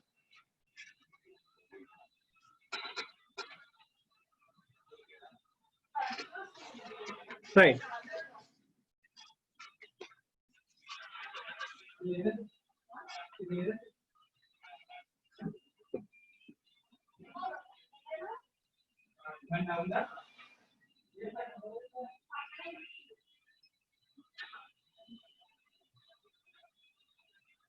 సార్ ఫార్వర్డ్ ఎక్స్చేంజ్ కాంట్రాక్ట్స్ అంటే ఏంటి అని చెప్పేసానంటే గనక, ఫార్వర్డ్ ఎక్స్చేంజ్ కాంట్రాక్ట్స్ అంటే ఫ్యూచర్ లో నేను ఈ రోజున నేను ట్రాన్సాక్షన్ ఇంకర్ అవుతున్నాను, ఫ్యూచర్ లో నేను గూడ్స్ అనేవి పర్చేజ్ చేస్తాను. ఫ్యూచర్ లో ఫార్వర్డ్ ఎక్స్చేంజ్ కాంట్రాక్ట్స్ అంటే ఫ్యూచర్ లో నేను ఇప్పుడు సపోజ్ ఎగ్జాంపుల్ కి ఇక్కడ నేను ఈ రోజున పర్చేజెస్ చేస్తున్నానమ్మా, 1/1/2020 నాడు పర్చేజెస్ చేస్తున్నాను. ఎన్ని? $1,00,000. ఎంత? $1,00,000 కి నేను వాల్యూ ఆఫ్ గూడ్స్ అనేవి నేను పర్చేజ్ చేస్తున్నానంట. సో $1,00,000 గూడ్స్ నేను పర్చేజ్ చేస్తున్నాడు. 1/1/2001 నాడు నేను పర్చేజ్ చేస్తున్నాను. నాకు 2 months క్రెడిట్ పీరియడ్ ఇచ్చాడంట. క్రెడిట్ పీరియడ్ అన్నాళ్ళు ఇచ్చాడంట, 2 months క్రెడిట్ పీరియడ్ ఇచ్చాడంట. ఓకే సార్, 2 months తర్వాత నేను ఏం చేయాలంటమ్మా? పేమెంట్ చేయాలి. అంటే 2 months తర్వాత నాకు ఎంత డాలర్స్ కావాలి? $1,00,000 కావాలంట. సో 2 months తర్వాత క్రెడిట్ పీరియడ్ నాకు పే చేయాల్సినప్పుడు ఎప్పుడు పే? 1/3/2020 నాడు నేను పే చేయాలంట. పే చేసేటప్పుడు నాకు ఎన్ని డాలర్స్ కావాలంట? $1,00,000 నాకు కావాలి అని చెప్పేసి అని చెప్తున్నాడమ్మా. $1,00,000 కావాలంట. ఆ రోజున నేను ప్రిడిక్ట్ చేస్తున్నాను. ఆ రోజున నేను ప్రిడిక్ట్ చేసేది ఏంటంటే, ఈ రోజున ఎంత రేట్ ఉంది అంటే కనుక $1 = 70 రూపీస్ ఉంది. సో ఇక్కడ విదేశీ అంటే ఫారిన్ ట్రేడ్ ని బేస్ చేసుకుని చూస్తే కనుక $1 ఏమైపోతుందంట? 80 రూపీస్ అవుతుంది అని చెప్పేసి నా ప్రిడిక్షన్ అంట. ప్రిడిక్షన్ అంటే నా ప్రిడిక్షన్ ఏంటి? ఇక్కడ ఇప్పుడు 70 రూపీస్ అల్లా ఏమైపోతుందంట? 80 రూపీస్ అయిపోతుంది. ఈ రోజు 70 రూపీస్ ఉన్నది $1 1/3/2020 వచ్చేసరికి నేను 80 రూపీస్ అయిపోతుందని చెప్పేసి నేను అనుకుంటున్నానంట. అనుకుంటున్నప్పుడు, ప్రిడిక్ట్ చేస్తున్నప్పుడు, ఎస్టిమేట్ చేస్తున్నప్పుడు నేను ఏ రోజు ఉన్నాను? ఎక్కడున్నాను? 1/1/2020 నాడు ఉన్నాను నేను. ఆ 1/1/2020 నాడు నేను గెస్ చేస్తుంది ఏంటంటే 2 months లో మనకి ట్రాన్సాక్షన్ వస్తుంది, ట్రాన్సాక్షన్ పేమెంట్ వస్తుంది. ఆ రోజున 1/1/3/2020 నాడు $1 = 80 రూపీస్ అయిపోతుంది అని చెప్పేసి అనుకున్నాను. నేను లాస్ ఎంత వస్తుంది అనుకున్నాను? 10 రూపీస్. $1 కి 10 రూపీస్ లాస్ వస్తుంది అని చెప్పేసి అనుకున్నాను. $1 కి 10 రూపీస్ లాస్ అంటే నాకు $1,00,000 కి ఎంత లాస్ వస్తుంది? 10 lakhs లాస్ వచ్చేస్తుంది అని చెప్పేసి నేను ఎస్టిమేట్ చేశాను. అలాంటప్పుడు నేనేం చేస్తానంట, ఈ రోజున ఇక్కడ $1 = 10 రూపీస్ నాకు డిఫరెన్స్ వస్తుంది కాబట్టి లాస్ అనేది వస్తుంది అని చెప్పేసి నేను ఫార్వర్డ్ ఎక్స్చేంజ్ కాంట్రాక్ట్స్ లోకి వెళ్ళానంట. ఏం చేశాను? లాస్ ని తగ్గించుకుందాం అనుకున్నానంట. నా ప్రిడిక్షన్ ఏంటి? అంటే వరి దరిద్రం అయిపోద్ది, అంటే రూపీ వాల్యూ బాగా పడిపోతుంది, పడిపోయి $1 = 80 రూపీస్ అయిపోతుంది అనేది నా ప్రిడిక్షన్ అంట. ఇప్పుడు ఏం జరిగింది అని చెప్పేసి అంటే గనక, నేను ఈ ట్రాన్సాక్షన్ నేను ఎట్టి పరిస్థితుల్లో నేను గూడ్స్ కొన్నాను కాబట్టి పేమెంట్ అనేది చెయ్యాలి. కానీ ఇక్కడ నేను ఏం చేశానంటే, ఈ ట్రాన్సాక్షన్ తో పాటుగా సైమల్టేనియస్ గా ఇంకొక ట్రాన్సాక్షన్ ఎంటర్ అయ్యానంట. సైమల్టేనియస్ గా నేను ఇంకొక ట్రాన్సాక్షన్ అనేది నేను ఎంటర్ అయ్యానంట. Sir what is simultaneous transaction అంటే కనుక నేనేమన్నానంటే, ఫార్వర్డ్ ఫ్యూచర్ మార్కెట్స్ ఉంటాయమ్మా, ఫ్యూచర్స్ మార్కెట్ ఉంటాయి. అక్కడ ఏంటంటే వాళ్ళు మీకు డాలర్స్ ముందే మీరు కావాలంటే కొనుక్కోవచ్చు, లేదా ముందే మీరు అమ్మేసుకోవచ్చు. సో కాబట్టి ఇక్కడ 2 months తర్వాత నీకు డాలర్స్ కావాలి కాబట్టి ఆ రోజున 2 months తర్వాత 1/3/2020 నాడు సెటిల్మెంట్ జరిగేలాగా నేను అక్కడ ఫ్యూచర్స్ లోకి ఎంటర్ అవుతున్నానమ్మా. ఫ్యూచర్స్ ఆప్షన్స్ అని ఉంటాయి. ఫ్యూచర్స్ లోకి ఎంటర్ అవుతున్నా అంటే జస్ట్ ఫ్యూచర్స్ అండ్ ఆప్షన్స్ అంటే అది వేరే షేర్ మార్కెట్ లోని. ఇక్కడ ఏంటంటే ఫార్వర్డ్ కాంట్రాక్ట్ లోకి నేను ఎంటర్ అవుతున్నాను. ఫ్యూచర్ లో 1/3/2020 నాడు నేను డాలర్ ని $1 = 75 రూపీస్ కి కొంటాను అని చెప్పేసి ఈ రోజున నేను ఎంటర్ అవుతున్నాను. ఈ రోజున ఉన్న రేట్ ఎంత 1/1/2020 నాడు నాకు $70 ఉంటే కనుక నేను ఎవరితోనో నేను ట్రాన్సాక్షన్ లోకి వస్తున్నాను. ఆ ట్రాన్సాక్షన్ ఏమని $1 = 75 రూపీస్ పే చేస్తాను నేను. ఏ రోజున 2 months తర్వాత నేను 75 రూపీస్ పే చేస్తాను ఒక్కొక్క డాలర్ కి అని చెప్పేసి నేను గూడ్స్ ట్రాన్సాక్షన్ లోకి ఎంటర్ అవుతున్నానంట. ఈ వేరే సైమల్టేనియస్ గా ఇంకొక ట్రాన్సాక్షన్ అంట. Simultaneously another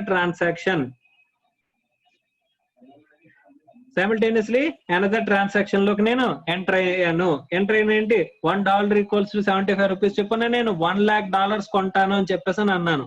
okay right sir, ఈ రోజు 70 కదా సార్ ఉంది అంటే నువ్వేమనుకుంటున్నావు 80 రూపీస్ అయిపోతుంది కదా, ఇక నేను 75 రూపీస్ కే కొని పెట్టుకుంటే ఈ రోజున 80 రూపీస్ కొనక్కర్లేదుగా అని చెప్పేసి నేనేం చేశాను, ముందే నేను వేరే వాడితో ట్రాన్సాక్షన్ లోకి ఎంటర్ అయ్యాను. సార్ వాడైనా సరే 75కి ఎలా అమ్ముతాడు సార్ అంటే నువ్వు పెరుగుతుందని ఎస్టిమేట్ చేస్తున్నావో వాడేమనుకుంటున్నాడు అంత పెరగదో లేదా తగ్గుతుంది అని చెప్పేసి అవతల ఎక్స్పెక్ట్ చేస్తున్నాడు. ఇప్పుడు నువ్వు అందరూ ఒకలాగా ఆలోచిస్తే కనుక అసలు ట్రేడే జరగదమ్మా.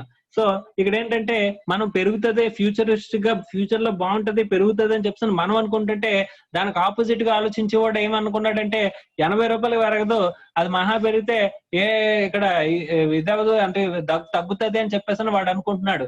సో తగ్గితే కనుక వాడేమనుకుంటున్నాడంటే ఇప్పుడు కనుక నేను $75 అమ్మితే కనుక అది $72 పెరిగినా లేదా $68 వచ్చేసినా లేదా $65 వచ్చేసినా నా దగ్గర ఖచ్చితంగా వాడు ఎంత కొనుక్కోవాలి $75 కొనుక్కోవాలి.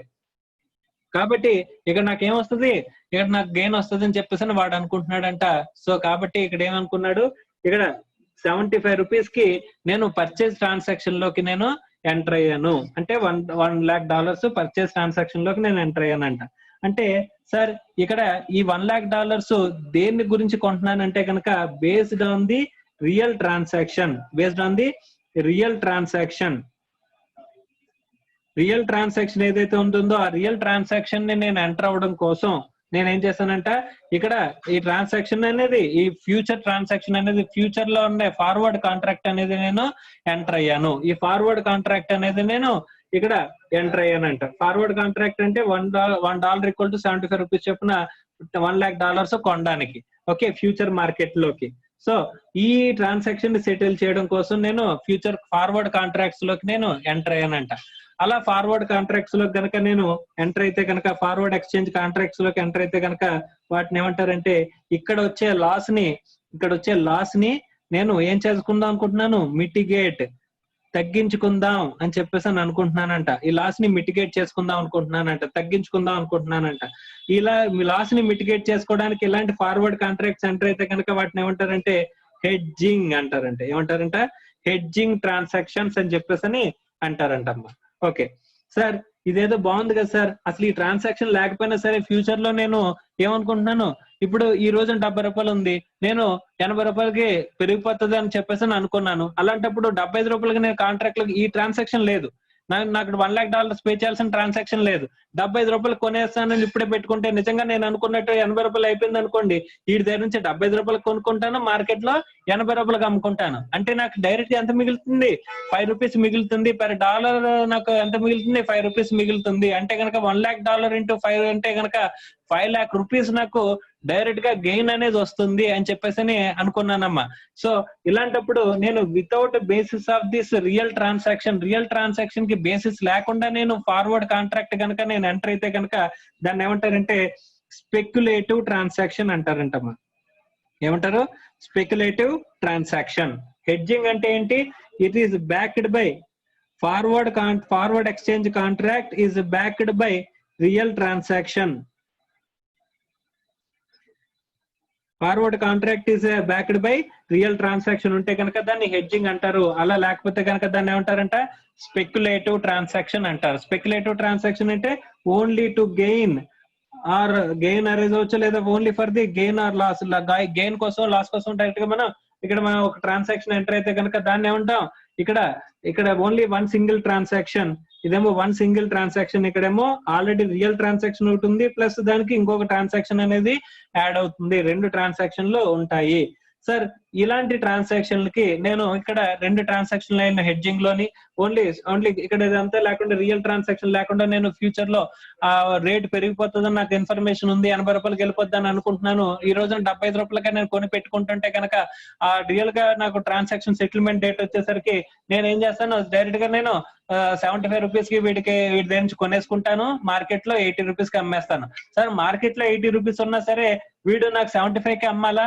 ఎస్, ఎందుకంటే యాజ్ పర్ ద కాంట్రాక్ట్ ని 75 రూపీస్ కి అమ్మి తీరాలి. అలాంటి ఆస్పెక్ట్ ని మనం ఏమంటామంటే ఇక్కడ స్పెక్యులేటివ్, ఇక్కడ ఈ ఫార్వర్డ్ ఎక్స్చేంజ్ కాంట్రాక్ట్ లోకి మనం ఎంటర్ అవుతున్నాం అంటాం.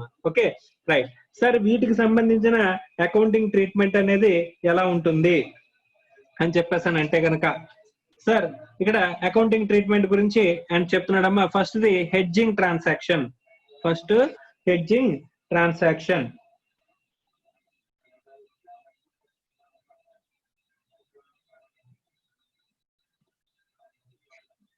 ఈ హెడ్జింగ్ ట్రాన్సాక్షన్ ఏదైతే ఉంటుందో ఈ హెడ్జింగ్ ట్రాన్సాక్షన్ ని మనం ఫర్ మేనేజింగ్ రిస్క్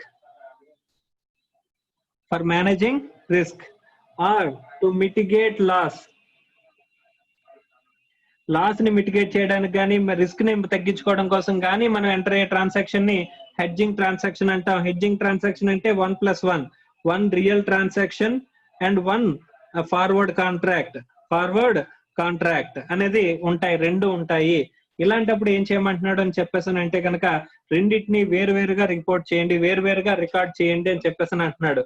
అంటే ఇక్కడ ఇనీషియల్ ట్రాన్సాక్షన్ ని 70 రూపీస్ రికార్డ్ చేయడం, ఆ తర్వాత మనం ఇక్కడ 2 months తర్వాత పేమెంట్ అనేది ఎంతకు పే చేస్తాం, 80 రూపీస్ అయిపోతే కనుక నువ్వు అనుకున్న ప్రిడిక్షన్ ప్రకారం 80 రూపీస్ అయిపోతే కనుక 80 రూపీస్ ని మనం ఏం చేస్తామంటే పే చేస్తున్నట్టు చూపిస్తాం. లాస్ అనేది ఎంత రికార్డ్ చేస్తాం, 10 రూపీస్ రిపోర్ట్ చేస్తాం. ఇది ఒక ట్రాన్సాక్షన్ కంప్లీట్. ఇంతకు ముందు మనం ఫారిన్ కరెన్సీ ట్రాన్సాక్షన్ ఎలాగైతే రికార్డ్ చేస్తామో అదే ట్రాన్సాక్షన్ కింద రికార్డ్ చేసి పడేస్తాం. కానీ ఇక్కడ సైమల్టేనియస్ గా $1 = 75 అనేది ఫార్వర్డ్ కాంట్రాక్ట్ ఏదైతే ఎంటర్ అవుతున్నామో దాన్ని సపరేట్ ట్రాన్సాక్షన్ కింద మనం ఎంటర్ అవుతామంట. ఆ ట్రాన్సాక్షన్ ని మనం ఏం చేస్తామని చెప్పేసాను అంటే కనుక ట్రాన్సాక్షన్ ఎంటర్ అయ్యి ఇక్కడ సెటిల్మెంట్ చేసేటప్పుడు మనం ఏం చేస్తాం, 75 రూపీస్ కి మనం పర్చేజ్ చేస్తున్నట్టు చూపిస్తాము. తర్వాత ఈ 75 రూపీస్ కి మనం పర్చేజ్ చేసిన తర్వాత దీని మీద మనకి ఏమొస్తుంది, ఇక్కడ ఏమొస్తుంది 80 రూపీస్ కి మనం ఉన్నప్పుడు ఇక్కడ 5 రూపీస్ గెయిన్ వస్తుంది, గెయిన్ ని రికార్డ్ చేస్తాం. ఇక్కడేమో లాస్ వస్తుంది, 10 రూపీస్ లాస్ వస్తుంది, 10 రూపీస్ లాస్, 5 రూపీస్ గెయిన్, రెండింటిని సెపరేట్ గా రికార్డ్ చేస్తాం. 10 రూపీస్ లాస్, 5 రూపీస్ గెయిన్, రెండు నెట్ చూసుకుంటే కనుక 5 రూపీస్ గెయిన్, 5 రూపీస్ లాస్ వస్తుంది. అంటే లాస్ ని మీరు ఏమనుకున్నారు, ఈ ట్రాన్సాక్షన్ ఎంటర్ అవ్వకపోతే మీ లాస్ ఎంత ఉండేది, 10 రూపీస్ ఉండేది. సో ఈ ట్రాన్సాక్షన్ ఎంటర్ అవడం వల్ల లాస్ ఎంతకు తగ్గిపోయింది, 5 రూపీస్ కి తగ్గిపోయింది. సో 5 రూపీస్ లాస్ అనేది తగ్గిపోతుంది. సో 5 రూపీస్ లాస్ అనేది మీకు తగ్గిపోయిన ట్రాన్సాక్షన్ నెట్ ఇంపాక్ట్ అనేది వచ్చేలాగా ఈ ట్రాన్సాక్షన్ ని రికార్డ్ చేస్తారు. ఇక్కడ ఏం చేస్తాం, ఇక్కడ గెయిన్ ఆర్ లాస్ రిపోర్ట్ చేస్తాం. ఈ ట్రాన్సాక్షన్ ని రికార్డ్ చేస్తాం. ఈ ట్రాన్సాక్షన్ లో కూడా మనం ఏం చేస్తాం, గెయిన్ ఆర్ లాస్ ని రిపోర్ట్ చేస్తాం. నెట్ ఇంపాక్ట్ అనేది ఇక్కడ ఈ ట్రాన్సాక్షన్, రెండు ట్రాన్సాక్షన్లు సపరేట్ గా ఎంటర్ చేయడం వల్ల మనకి ఏమవుతుందంట, లాస్ అనేది సపరేట్ గా నెట్ ఇంపాక్ట్ అనేది వస్తుంది. 10 రూపీస్ లాస్ రికార్డ్ అవుతుంది, 5 రూపీస్ గెయిన్ రికార్డ్ అవుతుంది. ఇది దీనికోసమే మన ఫార్వర్డ్ కాంట్రాక్ట్ ఎంటర్ అయ్యాం. అయినా సరే దీన్ని సపరేట్ గా రికార్డ్ అనేది చేయాల్సిన పరిస్థితి అనేది వస్తుందంట. Okay right. నెక్స్ట్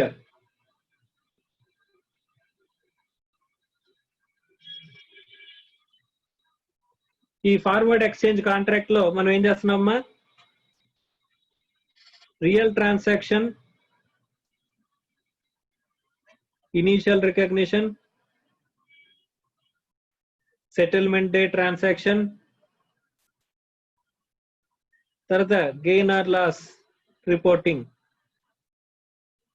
అలాగే ఇక్కడ ఈ ఫార్వర్డ్ కాంట్రాక్ట్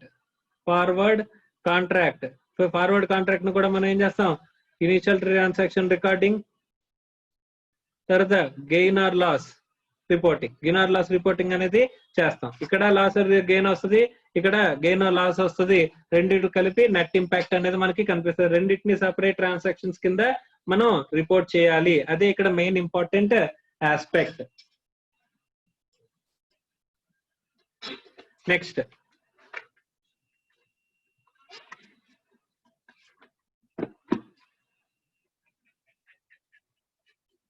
ఈ ఫార్వర్డ్ కాంట్రాక్ట్స్ లోనే స్పెక్యులేటివ్ ట్రాన్సాక్షన్.